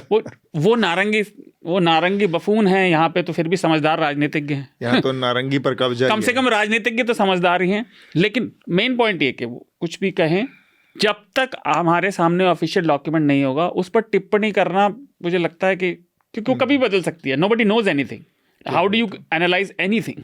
तो ये बात जो अभी इन्होंने कही शार्दुल ने कि हमारे पास ऑफिशियल डॉक्यूमेंट नहीं है, कल ही मंत्री जी ने कहा है कि अब कुछ दिनों से उनका मतलब लगभग जो लगता है वो 4-5 दिन या हफ्ता भर है कि फाइन प्रिंट हमारे सामने होगा और तब हम बताने की स्थिति में ज़्यादा होंगे। लेकिन जो बात हम ये सोच रहे हैं कि ट्रंप अभी 3 साल रहेंगे और वो बहुत मजबूत हैं, ऐसा नहीं है। ट्रंप को ही पता है कि इस साल मिड टर्म होना है वहाँ पर और उसकी हालत ख़राब होने जा रही है। ट्रंप की स्थिति जो है इस साल के एंड तक is will not remain as powerful as जैसे वह भी हैं। इसलिए वो इसमें मैक्सिमम जो खींचना चाहते हैं, मैक्सिमम जो है एक्सटॉर्ट करना चाहता है। लेकिन वो कितना आगे बनी रहेगी उनकी स्थिति, ये अभी सर्टेन नहीं है। दूसरी बात ये है कि डोनाल्ड ट्रंप ने जो ये डील की है सारे देशों के साथ मिलकर, वो अकेले डील की, इसलिए उनको इतना फ़ायदा हुआ है क्योंकि सारे देशों को ऐसा लग रहा था कि दूसरे देश को नहीं, मेरे साथ फ़ायदा हो जाए। तो ट्रंप की जो डील है वो केवल इंडिया के साथ बहुत ज़्यादा, जो इंडिया के नज़रिए से हम देख रहे हैं ख़राब है, जापान के साथ भी और दूसरे देशों के साथ भी, EU के साथ भी जो उन्होंने डील की है उनको भी परेशान करने वाली डील। ऐसा नहीं कि सिर्फ इंडिया को खराब डील मिली है। हाँ। लेकिन जो 0% टैक्स की बात इंडिया, 0 टैरिफ इंडिया की ओर से जो कह रहे हैं कि जो अमेरिका में जो होगा, तो वो एक बहुत बड़ी एक समस्या है कि उनका सामान यहाँ आएगा, मार्केट को कैसे फ्लड करेगा। जैसे आनंद ने कहा कि वो डेयरी हो गया, हाँ, और वो उसको इस तरह से नहीं कर सकता। और ये बहुत लंबे समय से ये बात चल रही थी कि सरकार कम से कम डेयरी और एग्रीकल्चर पे तो समझौता नहीं करेगी, क्योंकि डेयरी और एग्रीकल्चर का मतलब है कि हाहाकार मत जाना है इंडिया में, और वो अभी देखने की बात है। इसलिए पहले बात रेसिप्रोकल टैक्स की चल रही थी और उसके बाद फिर इतना बड़ा अंतर है दोनों देशों के टैक्स का, ट्रेड डेफिसिट भी है अपनी जगह पर। लेकिन जो एडिशनल जो चोट पड़ती है वो अगेन एनर्जी सेक्टर से पड़ती है। जिस तरह से ऑयल की, जब से नरेंद्र मोदी प्राइम मिनिस्टर बने हैं 2014 से, आपको याद होगा कि 2014 के बाद जो पहला विधानसभा इलेक्शन दिल्ली में हुआ था, इसमें बीजेपी हारी थी, उसमें नरेंद्र मोदी का एक बयान था जिसको लेकर कहा गया था, ये बयान उन्होंने आत्मघाती दिया। उन्होंने कहा था जब किस्मत वाला है तो फिर बदकिस्मत को क्यों चुनना है। और वो बयान उन्होंने इसी कॉन्टेक्स्ट में दिया था क्योंकि तेल के प्राइस उस समय का बहुत फायदा भारत को मिल रहा था, विदेशी मुद्रा बच रही थी, और वो फायदा किसी न किसी रूप में कंसिस्टेंटली सरकार को कम या ज्यादा मिलता रहा है। मतलब कोई वॉर बहुत अच्छी चीज नहीं है जो मिडिल ईस्ट में हो रहा है, और उसके बावजूद हिंदुस्तान में पेट्रोल कीमत बहुत ज्यादा रही। हाँ, नहीं तो क्योंकि सरकार उससे अपना रिजर्व बचा रही है और फायदा कमा रही है। तो वो एक चीज है। पहली बार ऐसा होते हुए दिख रहा है कि भारत को न केवल रशिया से जो तेल है, जो उसका एक तरह से डिपेंडेबल अलाई भी रहा है पहले पास्ट में, अभी तो स्थितियां काफ़ी बदल चुकी हैं, और ईरान पे भी दबाव रहेगा, ये सब न खरीदने को कहा जा रहा है, बल्कि कहा जा रहा है कि वेनेजुएला का तेल जिसमें सल्फर ज़्यादा है, जो ज़्यादा विस्कस है, जिसकी रिफाइनिंग कॉस्ट ज़्यादा है, अभी हुआ नहीं है, लेकिन उसको वो खुल के कह रहे हैं, ये वो खुल के हर दुनिया मंच में पे एक कह बड़ा रहे हैं। कंसर्न है कि हाँ। जो वेनेजुएला की बात हो तो रही है कि रसिया के को हटा के, लेकिन वेनेजुएलन ऑयल की क्वालिटी बहुत खराब, मतलब बहुत नीचे है बाकी कंपैरिजन टू। सबसे बेहतर माना तो जाता वो है कि किस कीमत वेस्ट पर डील एशिया होगी। का और है। अमेरिका की जो प्रेस सेक्रेटरी बोल रही थी, या उनकी जो एग्रीकल्चर मिनिस्टर बोल रही हैं, या उनके जो ट्रेड रिप्रेजेंटेटिव बोल रहे हैं, पिछले कुछ वक्त में सुना है, वो ऐसे बोल रहे हैं जैसे कि उनके पास ब्लैक एंड व्हाइट में कागज है। और अभी हमारी ओर से भी ये नहीं कहा गया, तो इसमें मुझे लगता है कि एक आध हफ्ता, 4-5 दिन और रुकना चाहिए, and should hope for the better. पर लेकिन एनर्जी वाली जो चीज़ है, ऑयल की प्राइस है, क्योंकि भारत की एनर्जी का जो अभी जो जीडीपी जिस तरह से ऊपर जा रहा है, और ऑयल और गैस पे जो डिपेंडेंसी है कोल के अलावा, वो ये दिखाता है कि ये जो होगा उससे एडिशनल प्रेशर पड़ेगा। ठीक।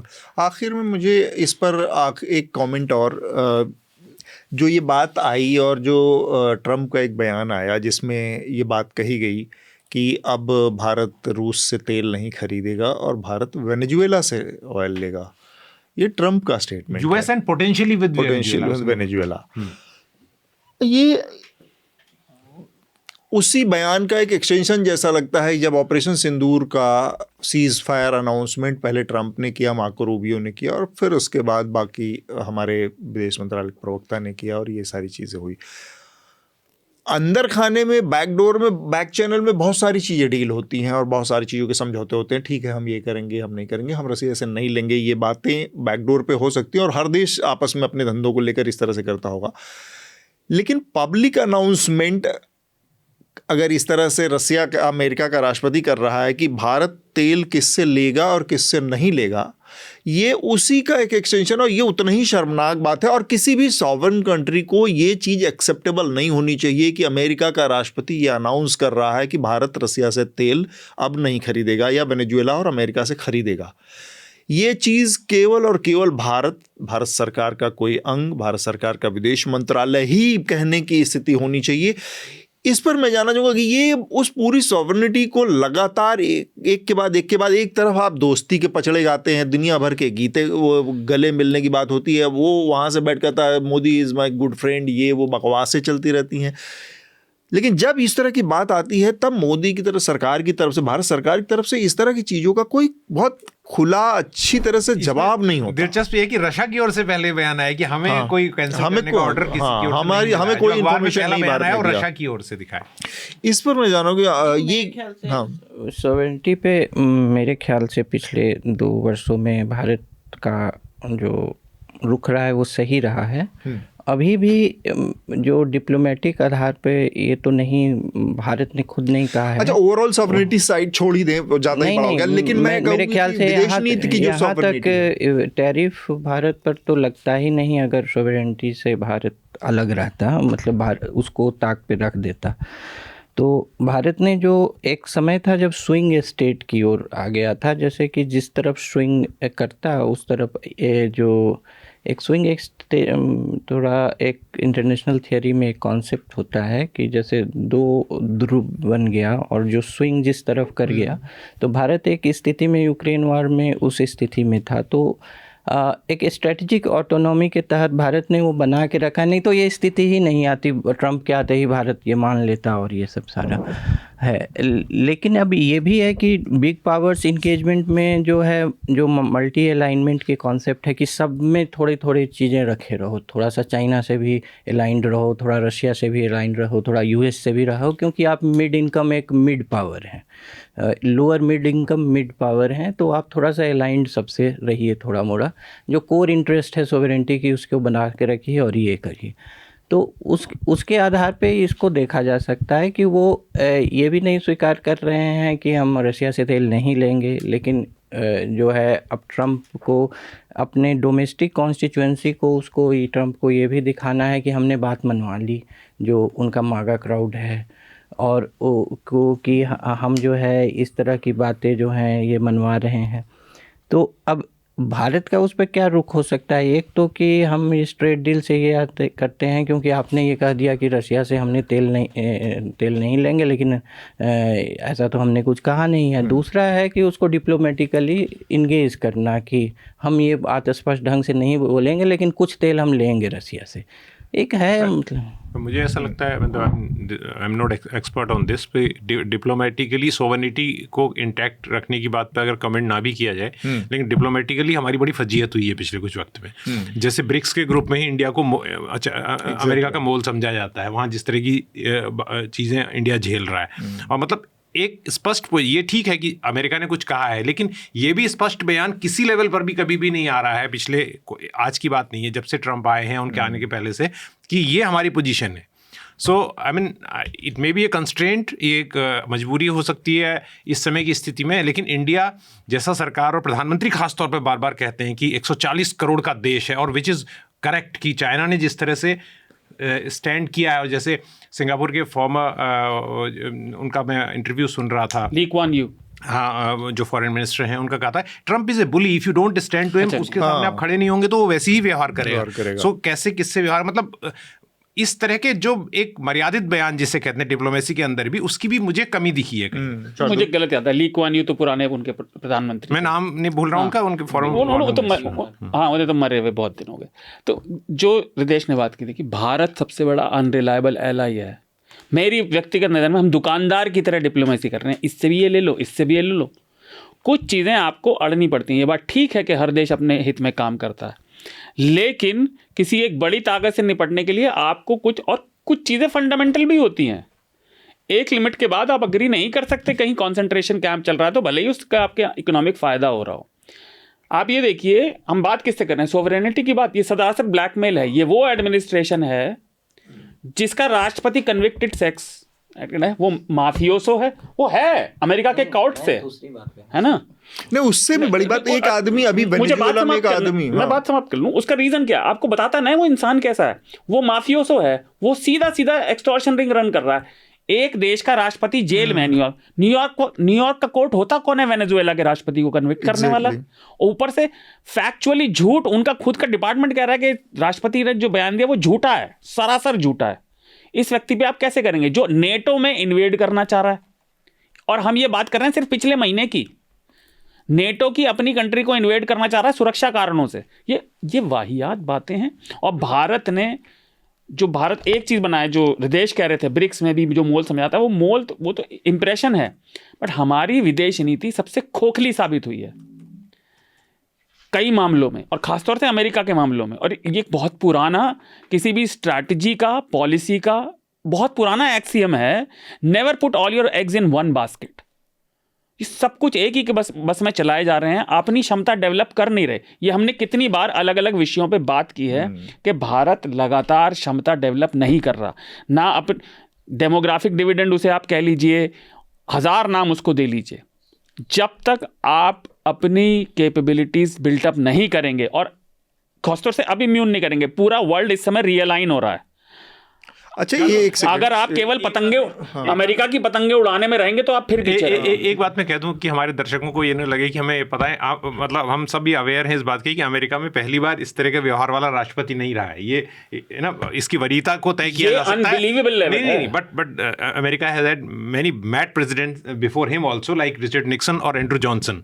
उनके भी जो कारनामे थे वो ट्रम्प से किसी तरह से कोई कम नहीं रहे हैं उनकी हिस्ट्री में। मैं आ रहा हूँ, आप ही बात में आ रहा हूँ। तो मैं कह रहा हूँ कि इस वक्त की जो स्थिति है वो ज्यादा है। This man has cross all the, इन्होंने सारी जो है हदें पार कर दी। कॉलोनाइजेशन का बिल्कुल ये कॉलोनी इंपीरियल टाइम्स का बिहेवियर है। मतलब अमेरिका में जिस दूसरे देशों को, जैसे वेनेजुएला को पकड़ के लाए, और इन्होंने लगातार हिस्ट्री अमेरिका की इस तरह की राष्ट्रपतियों की रही है, और उसमें 2 नाम जो मैंने लिए वो सबसे ज्यादा रेडिकल माने जाते हैं उनके साथ, ये जिनके कंपैरिजन किया जाता है डोनाल्ड ट्रंप से। हाँ, ट्रंप पे तो बात 1000 बार हो चुकी है, हो सकती है। मैं आपको बताना चाह रहा हूँ, these are not honest players. हम अपने अगले विषय की तरफ बढ़े, उससे पहले हमारे सब्सक्राइबर हैं अबू बकर सिद्दीकी, उनका एक पत्र है, उसको शामिल करेंगे।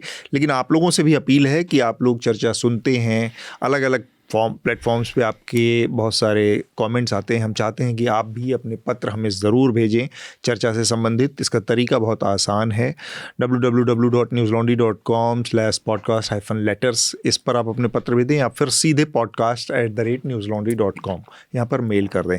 इन 2 तरीक़ों से, तो ताकि हमें समझ में आए कि यहाँ पे जो बातचीत हुई उसको आप किस नज़रिए से देखते हैं, उसको आप और कितना डाइवर्सिफाई कर सकते हैं, कितना एनरिच कर सकते हैं। इस नज़रिए से आपके कमेंट्स महत्वपूर्ण हैं। शार्दुल, पत्र है अबू बकर सिद्दीकी का। अबू बकर, आप लगातार लिखते हैं तो थैंक यू। वो लिखते हैं, अतुल जी, आपसे एक शिकायत है कि आपने शार्दुल जी के बारे में नहीं बताया कि वह पिछले 2 हफ्तों से चर्चा में क्यों शामिल नहीं हो रहे हैं, और शायद उनकी वजह से चर्चा पिछले 2 हफ्तों से छोटी हो रही है। मेरा सवाल असम के मुख्यमंत्री हेमंता से जुड़ा हुआ है कि उनके जो बयान हैं मुसलमानों को लेकर, क्या वह किसी कानून के दायरे में नहीं आते? क्या वह एक अपार्थाइड स्टेट वाली परिस्थिति नहीं बनाते? बाकी राज्यों में बांग्लादेशी कह के किया जाता है, वहाँ एक पर्दा रखा जाता है कि हम बांग्लादेशियों को बाहर करने की बात कर रहे हैं, लेकिन असम में तो सीधा सीधा बात मुसलमान होने की ही होती है। हाँ, मैंने ये नहीं बताया कि क्यों नहीं आ रहे हैं। शार्दुल छुट्टी पर थे, तो उसके लिए मैं एकांतवास में गया हुआ। और ये जो असम के मुख्यमंत्री हैं, इनका बयान तो निहायत ही बहुत ही शर्मिंदा और शर्मनाक है, शर्मिंदा करने वाला है।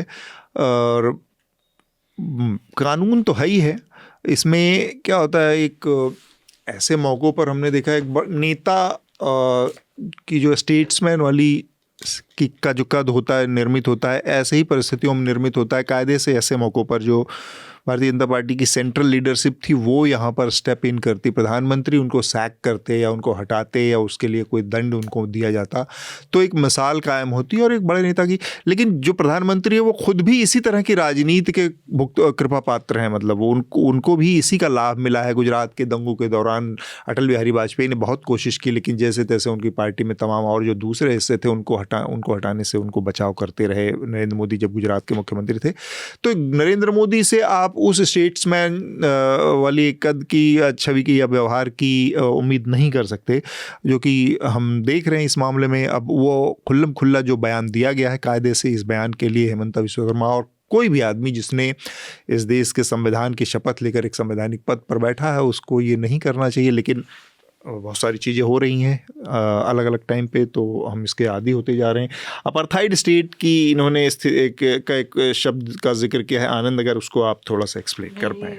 बोल रहे हैं कि जैसे कि डिस्क्रिमिनेशन उसी तरह का जैसे ब्लैक एंड वाइट का अपार्थाइड स्टेट में, उस तरह से ये हेमंत विश्व शर्मा, हालांकि उनका ये डिफेंस सही नहीं है, क्योंकि वो बाद में उन्होंने कहा कि मैंने मियाँ शब्द कहा, तो ये असम के कल्चर में जो मुस्लिम इमिग्रेंट हैं बांग्लादेश के लिए, उसके लिए मेन स्ट्रीम शब्द है ये, असम के मुस्लिम उसके लिए नहीं। लेकिन और ये लोग खुद ही अपने को मियाँ कहते हैं, लेकिन ये लोग मियाँ कहना खुद तब शुरू किए जब इनको ऐसा कहा जाने लगा, तो वो सेल्फ आइडेंटिफिकेशन उनका।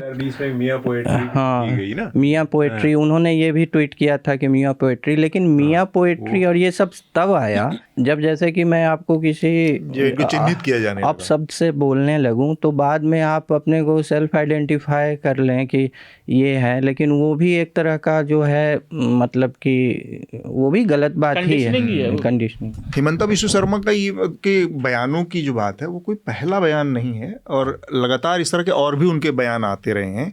तो वो भी, और जो आनंद आप कह रहे हैं कि एक एक्सेप्टेबल नॉर्म बना दिया गया है मियाँ कहना, वो एक चीज़ हो सकती है, लेकिन हेमंता विश्व शर्मा अपने आप में इस तरह की रहा। मैंने बोला कि वो लोग, उन्होंने ट्वीट किया था कि ये लोग खुद ही को अपने को सेल्फ आइडेंटिफाई करते हैं, लेकिन उसका रास्ता भी तभी हुआ जब आप उनके लिए वो कहना शुरू किए ना, तो उन्होंने, अब आप मुझे कोई गाली देने लगे, बाद में मैं एज अ विक्टिम अपने को ही मान लूं कि हाँ मुझे यही कहा जाए, तो वो एक कंडीशनिंग हुई एक तरह की। हेमंत विश्व शर्मा को लेकर एक छोटी सी बात आप ध्यान रखिए, आप उस तरह के किसी भी ज्ञानी चीज़ की जो कभी स्ट्रैटेजिस्ट रहा है या फिलॉसफी या पॉलिसी मेकर रहा है, देखेंगे आप लोगों को देखना चाहिए वो असल में है क्या। हेमंत विश्व शर्मा अपने आप में सुप्रीम लीडरशिप की इग्नोरेंस से खफा होकर उन्होंने पार्टी बदली थी।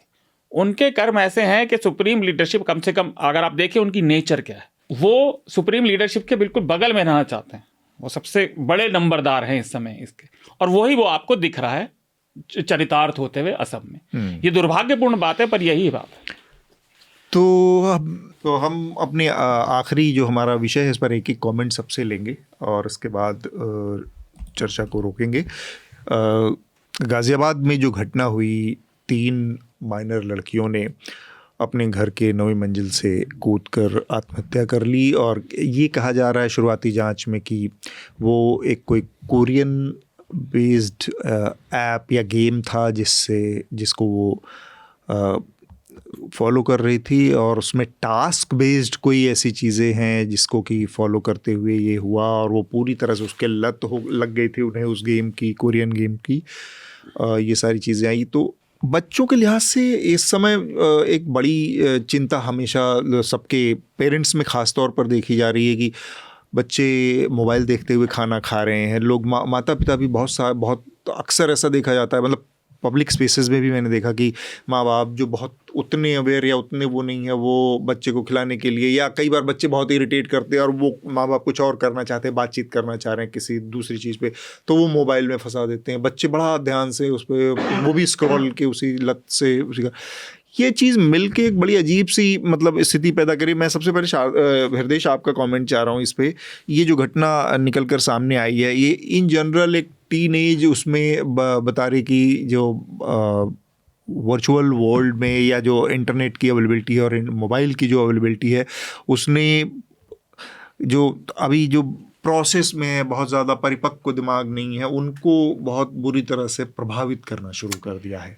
इसका ना जो ज़्यादा नुकसान हुआ है, एक पेरेंट के तौर पे मैं बता सकता हूँ, एक मजबूरी के तौर पे ये चीज़ें, समस्या तो बढ़ ही रही थी, समस्या थी, लेकिन समस्या इसलिए बढ़ गई कि जब से कोविड हुआ तब से चाहे आर्थिक स्तर कुछ भी रहा हो परिवारों का, हम एक डिजिटल डिवाइड की भी बात आई थी, तब से एक मजबूरी बन गई पेरेंट्स की कि उनको अपने बच्चों को, अगर 2 बच्चे, हाँ, वो देना पड़ा।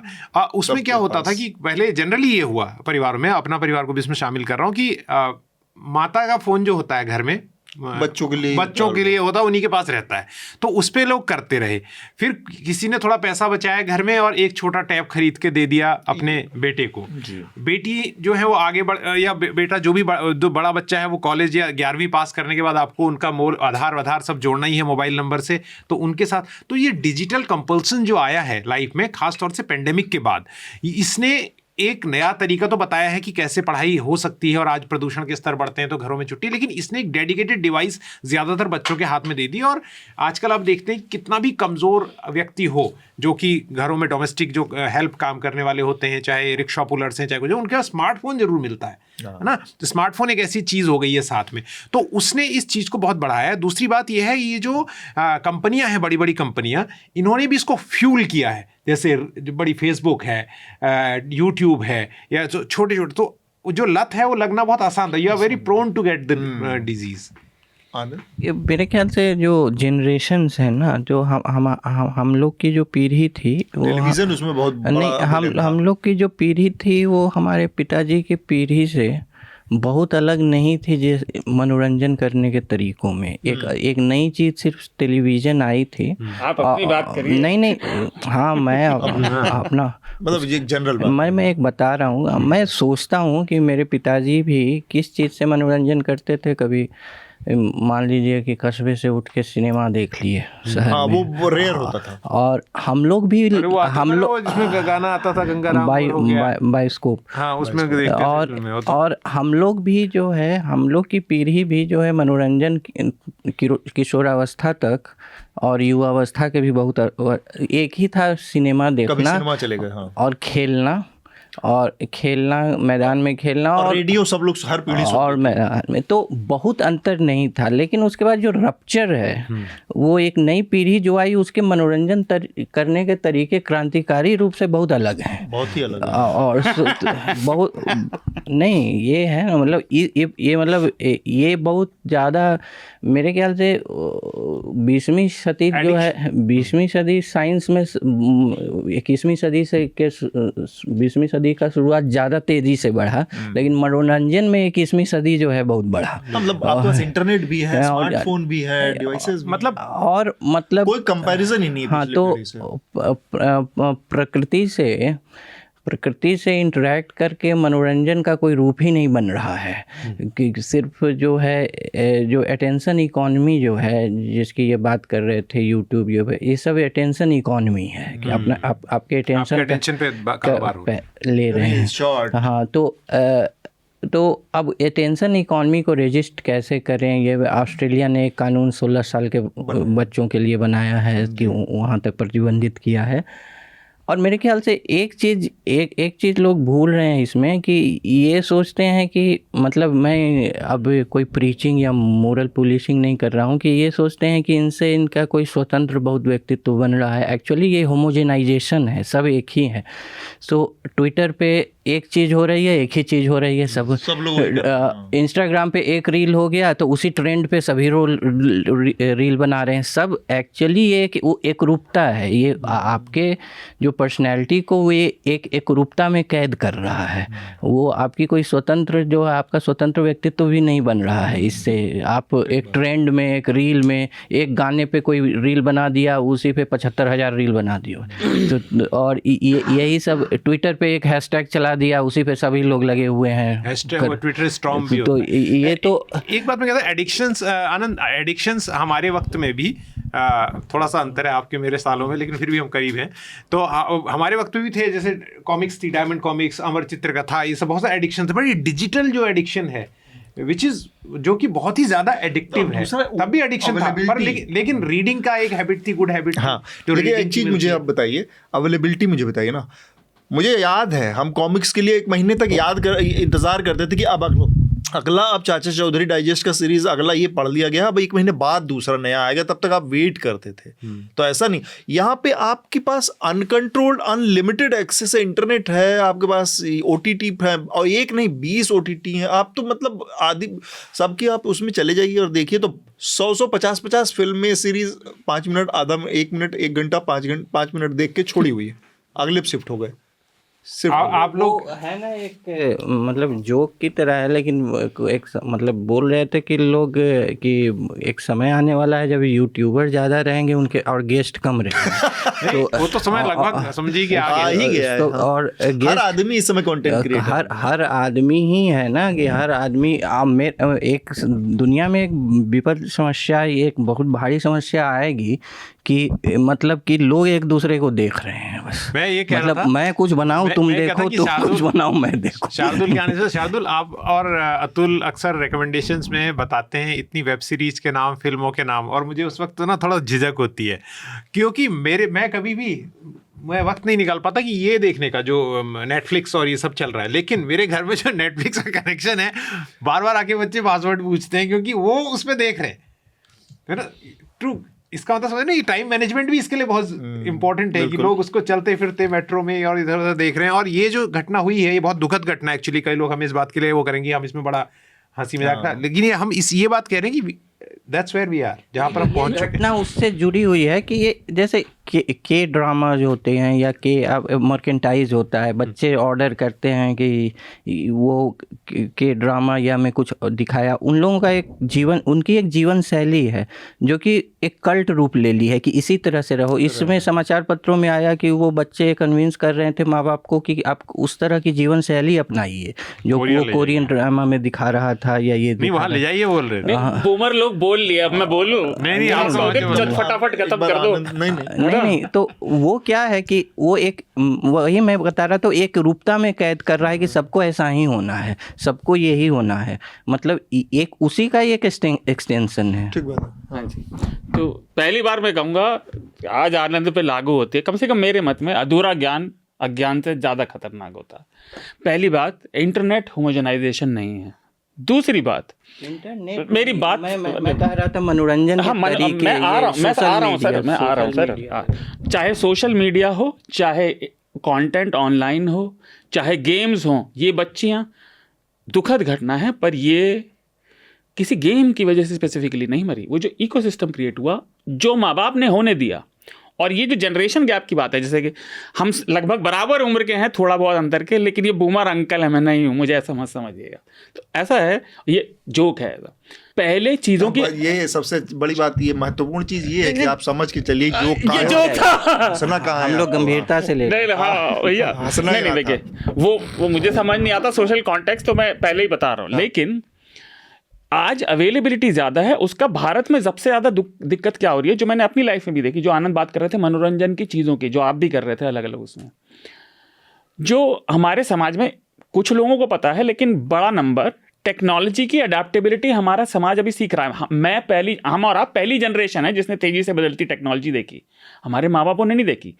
कुछ लोग उससे जल्दी अडेप्ट कर लेते हैं, कुछ लोग उतना नहीं करते। फिर हमारे समाज में शिक्षा की प्रॉब्लम है ना, वो स्किल की प्रॉब्लम है। ये सारी चीज़ें मिलकर बनाती हैं उस जनरेशन गैप जो पहले एक एक जनरेशन सा लगता था, जो सब कहते थे कि हमारे ज़माने में, तुम्हारे ज़माने में, वो प्रैक्टिकली अब बहुत बड़ा है। जो मेरे बाद की है, मुझसे छोटी जनरेशन है, जो हमारे साथ यंग लोग काम करते हैं, उनकी टेक्निकल अडेप्टेबिलिटी, टेक्नोलॉजी के प्रति अडेप्टेबिलिटी, जो नई चीज़ तेज़ी से आ रही है, वो पहले वालों से कहीं ज़्यादा है। अब ऑनलाइन जो एक के पॉप के ड्रामा है, देखिए उसमें है क्या, टीवी सीरियल से लोग हर तरह के एडिक्ट होते हैं। कुछ लोग ब्राज़ीलियन सीरियल से एडिक्टेड हैं, कुछ लोग, आपको याद होगा कुछ साल पहले पाकिस्तानी सीरियल से एडिक्टेड, जब तक भारत ने नहीं किए। ये कंटेंट हर जगह बन रहा है और इंटरनेट ने इसकी अवेलेबिलिटी बढ़ा दी है। यहाँ गलती ये है कि माँ बाप समझते नहीं कि बच्चों को जो स्क्रीन वो पकड़ा रहे हैं वो एडिक्टिव है। ये कमी है इस टेक्नोलॉजी की, लोग स्क्रीन से एडिक्टेड हैं। जो आपने कहा, खाना खाते हुए भी स्क्रीन चाहिए आपको, बच्चे में ज़्यादा भी खा, अब हाँ वो भी एक बात है। नहीं खाता ही इसीलिए वो राजी ही इसी बात पे मैं आपको बताऊं, जब मैं छोटा था मुझे डांट पड़ती थी कि किताब पढ़ते हुए मत खाओ, क्योंकि मुझे किताब पढ़ते हुए खाने की आदत है। किताब सामने होनी चाहिए, प्लेट से पेज दबे, ये सबके अपनी क्वर्क्स होती हैं, बट पॉइंट इज वो अवेलेबिलिटी और माँ बाप का, अभिभावकों का ये ना समझना कि इनसे डील कैसे करें। अब गेम्स की बात जो आई, गेम्स इनहेरेंटली एडिक्टिव होते हैं हाँ, लेकिन पिक्चरें भी एडिक्टिव होती हैं। लोग उपन्यास से एडिक्टिव हो, मुझे याद है कुछ बड़े थे, हमारी फैमिली में डांट पड़ती थी कि उपन्यास ही पढ़ता रहता है ना। एडिक्टिव सारे शौक हैं, हर चीज़ को मॉडरेशन में करना चाहिए। वो जिम्मेदारी माँ बाप की होती है नाबालिग बच्चों के लिए। आप स्क्रीन पकड़ा देंगे तो स्क्रीन पे सब कुछ नहीं है, उसके हाथ में आज सब कुछ है। ये खतरा भी है। हमारे ज़माने में आप कॉमिक्स की बात कर रहे हैं, पर अगर आपको कोई इंटरनेशनल मैगजीन देखनी है तो आपको शायद रेलवे, ये कह रहे थे कि बूमर वालों से बात कीजिए ना, आप कह रहे हमारे ज़माने में नहीं, कि ये भी बुजुर्ग। जब मैं छोटा था तब उसे रेलवे स्टेशन जाना पड़ता था, लेकिन आज वो आपको केवल गूगल सर्च पे अवेलेबल मिल जाए। जो मैंने अपने ओपनिंग कमेंट में बात कही थी वो ये थी कि आप कॉमिक्स किसी से छीन सकते हैं कि उसका उस पढ़ाई लिखाई से कोई लेना देना नहीं था। आज जो डिवाइस हाथ में दे दी गई है, वो 24 घंटे में आप कैसे डिसाइड करेंगे अगर एक 12वीं में पढ़ने वाले छात्र का कि उसको स्कूल के लिए, अपने ऑनलाइन क्लास के लिए, ट्यूशन के लिए जरूरत है, स्कूल का कोई मेल आ रहा है तो वो तो हर वक्त अपने पास रखेगा। नहीं मैं बता रहा हूँ, तो ये मजबूरी हो गई कि उसके पास एक लेजिटिमेट बहाना हर वक्त है उसे अपने पास रखने का। और मैं इसको मैं और आगे बढ़ाता हूँ, एक बार शार्दुल अपनी बात कंप्लीट कर, क्योंकि ये मेरी रोज की प्रॉब्लम हो गई है। डिजिटल अब टूल्स आप ढूंढोगे और लोग जो भी ढूंढना चाहें ऑनलाइन आपको मिल जाएंगे। ट्रस्टवर्दी डिजिटल टूल्स अवेलेबल हैं एक एक एक्टिविटी पुलिस करने के लिए हर डिवाइस पे, जो खासतौर से बच्चों के लिए बनते हैं। हर वो आपके इंस्ट्रक्शन के अलावा वेबसाइट भी नहीं छू सकते, और वो ऐसा नहीं आपको रोज करना पड़ेगा। वो आप इंस्ट्रक्शन डाल दोगे, वो उसके बाहर जाएंगे तो आपके सेलफोन पे अलर्ट आएगा। लेकिन वही हमारे समाज में उसकी समझ, अडेप्टेबिलिटी और जो एवरी टेक्नोलॉजी का सबसे बड़ा और प्रोग्रेस का सबसे बड़ा कारक या मार्कर होता है उसकी ईज ऑफ यूजेज के। नासमझ से नासमझ व्यक्ति उसको आराम से कर सकता है। हमारे यहाँ ये अंतर विदेशी या थोड़ी कोरिया की जहाँ बात हो रही थी वहाँ से ज़्यादा है। कोरिया में बहुत ज़्यादा मिसोजिनी है समाज में, इतने प्रोग्रेसिव में भी, लेकिन वहाँ सोशल सेफ्टी है एक्सप्लोरेशन की, क्योंकि वहाँ खतरा नहीं है लॉ एंड ऑर्डर का। जो फंडामेंटल समस्याएं हमारे यहाँ अभी तक ठीक नहीं हुई, ये सारी चीज़ें मिलकर गैप बना रही हैं जनरेशनल, और डिवाइस सबके हाथ में है। ठीक बात। नहीं, जो आप हृदय कह रहे थे ना उस बात में, मैं ये बहुत बच्चों के साथ बड़ी एक रीजनेबल सी वो हो गई है, माँ बाप के सामने बड़ी अजीब से एक डिलेमा की स्थिति हो गई है, क्योंकि उसको हर काम के लिए, स्कूल का काम जो कि प्राइमरी उसका जॉब माना जाता है, बच्चा स्कूल पढ़ाई लिखाई स्टडी के लिए, हर चीज़ के लिए उसको डिवाइस की ज़रूरत है। मेरा होमवर्क वहाँ पे आया है, मेरे ट्यूशन का वहाँ पर आया है, मेरे इसका आज ग्रैप 4 लागू हो गया तो क्लास ऑनलाइन होनी है। तो ये सारी चीज़ें मिल के अब आपके सामने आपकी मजबूरी जैसी बन गई है। और मैं कहता हूँ कई बार ऐसी स्थिति होती है, मैं कहता हूँ कि तुम कॉपी किताब से नहीं पढ़ सकते हो। हर चीज़ के लिए तुमको मोबाइल ही चाहिए देखने के लिए, इसके लिए मोबाइल। हमारी इस बात पे बहस होती है, लेकिन ऐसा सिस्टम बन गया कि वो अभ्यास की बात है ना, वो कॉपी किताब से ज़्यादा ईजी लगता है उसको, वो स्क्रीन पे ही देख के करना चाहते हैं। तो एक और रिसर्च है, अब इसी हफ्ते मैंने देखा, शायद मैं अभी लिंक ढूंढूंगा, अभी हम जितना खत्म करेंगे शायद रिकमेंड कर दूं, कि ये पहली जनरेशन अब प्रूव हुआ है 2-4 दिन पहले, इसी हफ्ते में मैंने देखा था कि finally there is a research कि ये जनरेशन जेन जी की short term working memory empirically calculate की कि लो है। उसका वजह है हर समय स्क्रीन। तो ये अभ्यास की बात है। कुछ लोग हैं जो इस चीज़ को अब रिकॉग्नाइज कर रहे हैं और वो डेलिबरेटली वीन ऑफ करते हैं अपने बच्चों को यंग एज में। बड़े होके आप कर जाओगे। मैं वीडियो गेम से बड़ा हुआ हूँ, लेकिन क्योंकि मुझे इनिशियली अवेलेबल नहीं था तो मैंने किताब सीखा, है ना। तो हम इस चर्चा को आज यहाँ पर रोकेंगे और ये जो घटना हुई है इस तरह की बहुत सारी मुझे लगता है कि ज़रूरत है इस समय, क्योंकि ये एक किस्म की जो टेक्नोलॉजी का जो शार्दुल आप जिक्र कर रहे थे कि टेक्नोलॉजी उपाय भी है, बहुत सारी चीज़ों का इलाज है, बहुत सारी समस्याओं का, है ना। दूसरी तरफ ये कि हमारे लिए एक महामारी का दरवाज़ा जैसे खुलता जा रहा है, क्योंकि वो जो जिस डेमोग्राफिक डिविडेंड की बात कर रहे हो वो एक बहुत बड़ी पॉपुलेशन है, और वो अगर इस तरह की चीज़ जिसकी इस तरह की स्टडीज़ हैं कि वो ब्रेन सेल को बहुत डेड करती, मतलब वो बहुत ही ब्लू स्क्रीन, हाँ स्क्रीन मॉडरेशन कर लगातार, तो ये चीज़ें आगे जाके महामारी की शक्ल अख्तियार कर सकती है, क्योंकि हर बच्चा उसी प्रोसेस में जा रहा है, हर आज बच्चे की स्क्रीन टाइम बढ़ती जा रही है। तो अगर वो उसके इस पूरे प्रोग्रामिंग को, ब्रेन इज सबसे इंपॉर्टेंट पार्ट है और वहाँ को डैमेज कर रहा है, और वो भी सबसे फॉर्मेटिव ईयर में ले देखिए, ये माना जाता है कि ब्रेन का ऑलरेडी डेवलप हो चुका हिस्सा में बहुत कम डेवलपमेंट के चांस रहते हैं, और उस प्रोसेस में अगर वो डैमेज हो रहा है तो ये एक बड़े अलार्म की ज़रूरत है जो ऑस्ट्रेलिया ने किया है कि कुछ साल तक। तो हम इस तरह के उपायों की तरफ भी देख सकते हैं कि क्या 16 साल की जो उम्र है तक की उम्र है, जहाँ ये माना जाता है कि फिज़िकली बच्चा डेवलप कर चुका है, तब तक के लिए उसको प्रोटेक्ट किया जाए बाय पॉलिसी, या पॉलिसी लाइक स्क्रीन के लिए ही पॉलिसी बना के बच्चों को देना नहीं देना एक चीज़ है, स्क्रीन में बच्चों के लिए क्या अवेलेबल हो सकता है, क्या टेक्नोलॉजी उस समस्या का समाधान दे सकती है, उसके लिए इंडिविजुअल रिस्पॉन्सिबिलिटी। मैं छोटी सी बात आपके जो आपने रेगुलेशन वाली बात कही वो ठीक है, खास तौर से चाइना और कोरिया की बहुत सारी ऐसी कंपनी हैं जो मोबाइल के लिए एक तरह के गेम होते हैं, गाचा गेम्स वो बनाती हैं, जो they are designed and research to make you addicted, है ना, मोबाइल फ़ोन के। लेकिन बच्चों से जुड़ी दूसरी बात है जो आप कह रहे हैं मॉडरेशन, वो एक तो इंडिविजुअल फैमिली का एफर्ट है, दूसरा बच्चे जो आप कहते हो वो नहीं करते, जो आप करते हो वो देखते हैं। आप देख लो, हर कोई अपने मोबाइल से चिपका हुआ है। मैं इतने लोगों से मिलता हूँ, लोग पार्टियों में, रेस्टोरेंट्स में बात करते करते उन्हें रील देखने की लत लगी। हाँ, 4 लोग बैठे रहते हैं और एक को उसमें और एक कोई उसमें बैठे हुए दोस्त बैठे हुए और बच्चे वो देख रहे हैं, और बच्चों को आपने स्क्रीन पकड़ा दी है। ये हर तरह का अब्यूज, मानव सभ्यता के इतिहास में जब भी नई चीज आई है उसका मिसयूज और सदुपयोग और दुरुपयोग दोनों हुआ है। ये हमारे हाथ में है, उसको हम कैसे डिजाइन करें अपने एडवांटेज के लिए। पर ये इस समय का इसका लेवल जो बहुत दूसरा है, हाँ, पीढ़ियों वाला बात है, वो बहुत रिजनेबल लॉजिक है। मतलब आज की पीढ़ी को जिस हिसाब से अवेलेबिलिटी है और जितना इसका दुष्प्रभाव है, आप क्रिकेट के लती हो जाइए, हमारे टाइम की जो बात हो रही थी, हाँ, आप फुटबॉल के लती हो जाइए। गेम इनहेरेंटली होता है लत, आपको लगती है, मैं हम सोते जागते दिमाग में चलता रहता है कौन सी बॉल, ऑब्सेशन होता है। ऑब्सेशन को आप डायरेक्ट अच्छी चीजों के लिए भी कर सकते हैं कि कौन सी बॉल इश्यूज भी हैं उसमें, कुछ लोग एडिक्शन के लिए ज्यादा प्रोन भी होते हैं। अब ये भी प्रूवन मेडिकल फैक्ट है कि कुछ लोगों के genetics are more prone to addiction, कुछ लोगों के नहीं होते। हजारों चीजें मिल, कोई किसी भी चीज का कोई एक सोल कारण नहीं होता है ना, कई चीजें मिलकर बनती है। बट खैर, तो हम आज की चर्चा को यहाँ पर रोकेंगे। मेरे ख्याल से इस पर हमने काफ़ी अच्छी बातचीत की है, आगे भी इस पर बातचीत के लिए, क्योंकि ये बहुत लंबी बातचीत है और इस पर कभी कुछ एक्सपर्ट्स को भी इसमें शामिल करके, ताकि और भी इसके हम पहलुओं को थोड़ा जान समझ पाएँ। सबसे पहले हम रिकमेंडेशन लेंगे और फिर इस चर्चा को रोकेंगे। तो शार्दुल, आपसे शुरू करते हैं। मैं जो बता रहा था आपको आर्टिकल के, वो एक आया है कि जेन जी इज़ पहली जनरेशन है जो थोड़ा आईक्यू और कॉग्निटिव मेजर्स पे लो स्कोर कर रही है बिकॉज ऑफ स्क्रीन एडिक्शन। तो मुझे वो दिखा था मनी कंट्रोल पे, मैं वही कर देता हूँ। मनी कंट्रोल पे आर्टिकल था, तो मेरा पहला रिकमेंडेशन वो है। और दूसरा, अनमोल ने जो कोटद्वार का हमने जिक्र किया था, तो उस दीपक से अनमोल ने बात की थी, हमारे रिपोर्टर मेरे साथी ने।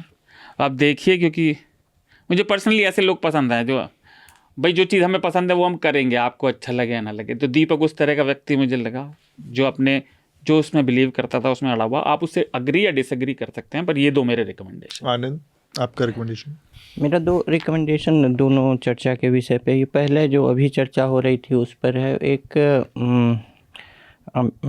यूएस की राइटर है, मैं नाम भूल रहा हूँ, उनकी किताबें मैंने पहले भी रिकमेंड किया था इसी पर, एडिक्शन पर, ऑनलाइन एडिक्शन पर, कि उन्होंने कई स्टडीज़ पे और रिकमेंड किया है कि doing nothing the resisting attention economy, मतलब कुछ नहीं करो, अटेंशन इकॉनमी को रजिस्ट करना है।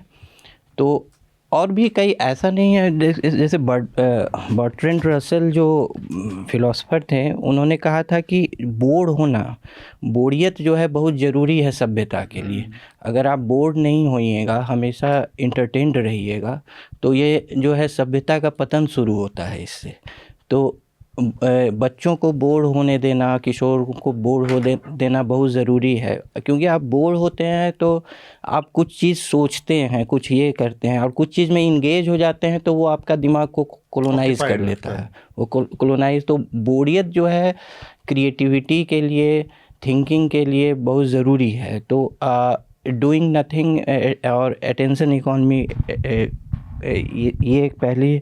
दूसरा है कि एक चूँकि हिंदी का मंच है, तो और चाइना भारत युद्ध पर बात हुई थी, तो ये अभी तक के जो स्वतंत्रता के बाद का भारत का इतिहास है, इसमें 2 घटनाएं जो कि 9 वर्ष के अंतराल में ही हुई।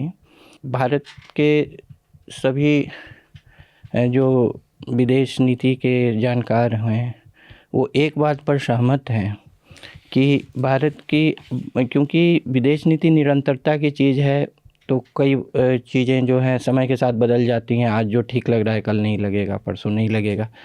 लेकिन एक, इसलिए विजय पर आ जाए इसमें ज़्यादा होती नहीं, लेकिन एक पर जो लोग हैं कि 1971 का जो भारत की जो विजय थी, वो भारत की विदेश नीति की सबसे बड़ी विजय है, क्योंकि भारत का जो ट्रू फ्रंट है उसने हटा दिया था, मतलब कि पाकिस्तान जो ये था, तो वो सबसे बड़ी विजय मानी जाती है भारतीय विदेश नीति की।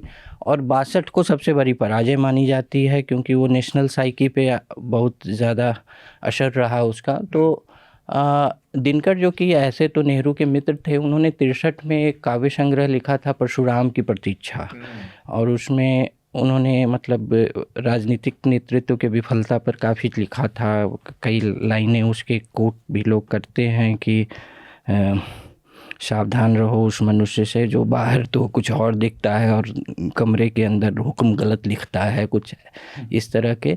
तो उन्होंने जो राजनीतिक विफलता के तौर पे, और शिव शंकर मेनन जो कि NSA हैं, रहे हैं, पहले रहे थे UPA के समय में, वो भी उसको मतलब भारतीय विदेश नीति की, मतलब वो काल जो 1-2 साल है, वो चाइना, मतलब भारत उसको पढ़ नहीं पाया, उस स्क्रिप्ट के, चाइना को, उसको मानते हैं ऐसे, वो सिंपैथेटिक है नेहरू के प्रति शिव शंकर मेनन। लेकिन 1-2 वर्ष, तो एक तो दिनकर की उसका उस काव्य संग्रह की सभी कविताएं जो हैं वो चीन युद्ध पर नहीं हैं, 1-2 हैं।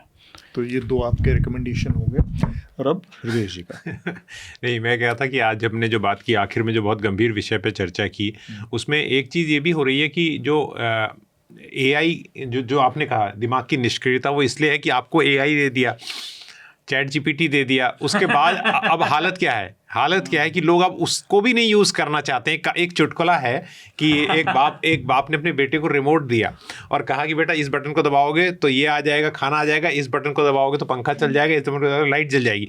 तो कुछ दिन बाद बेटा बोला कि पिताजी ये बताइए ये बटन दबाएगा कौन? तो अब क्या करते हैं, अब लोग AI को से ये पूछ रहे हैं कि आपको प्रॉम्प्ट क्या दिया जाए। हाँ, ये अब हो गया कि AI is giving very good prompts to prompt AI, right?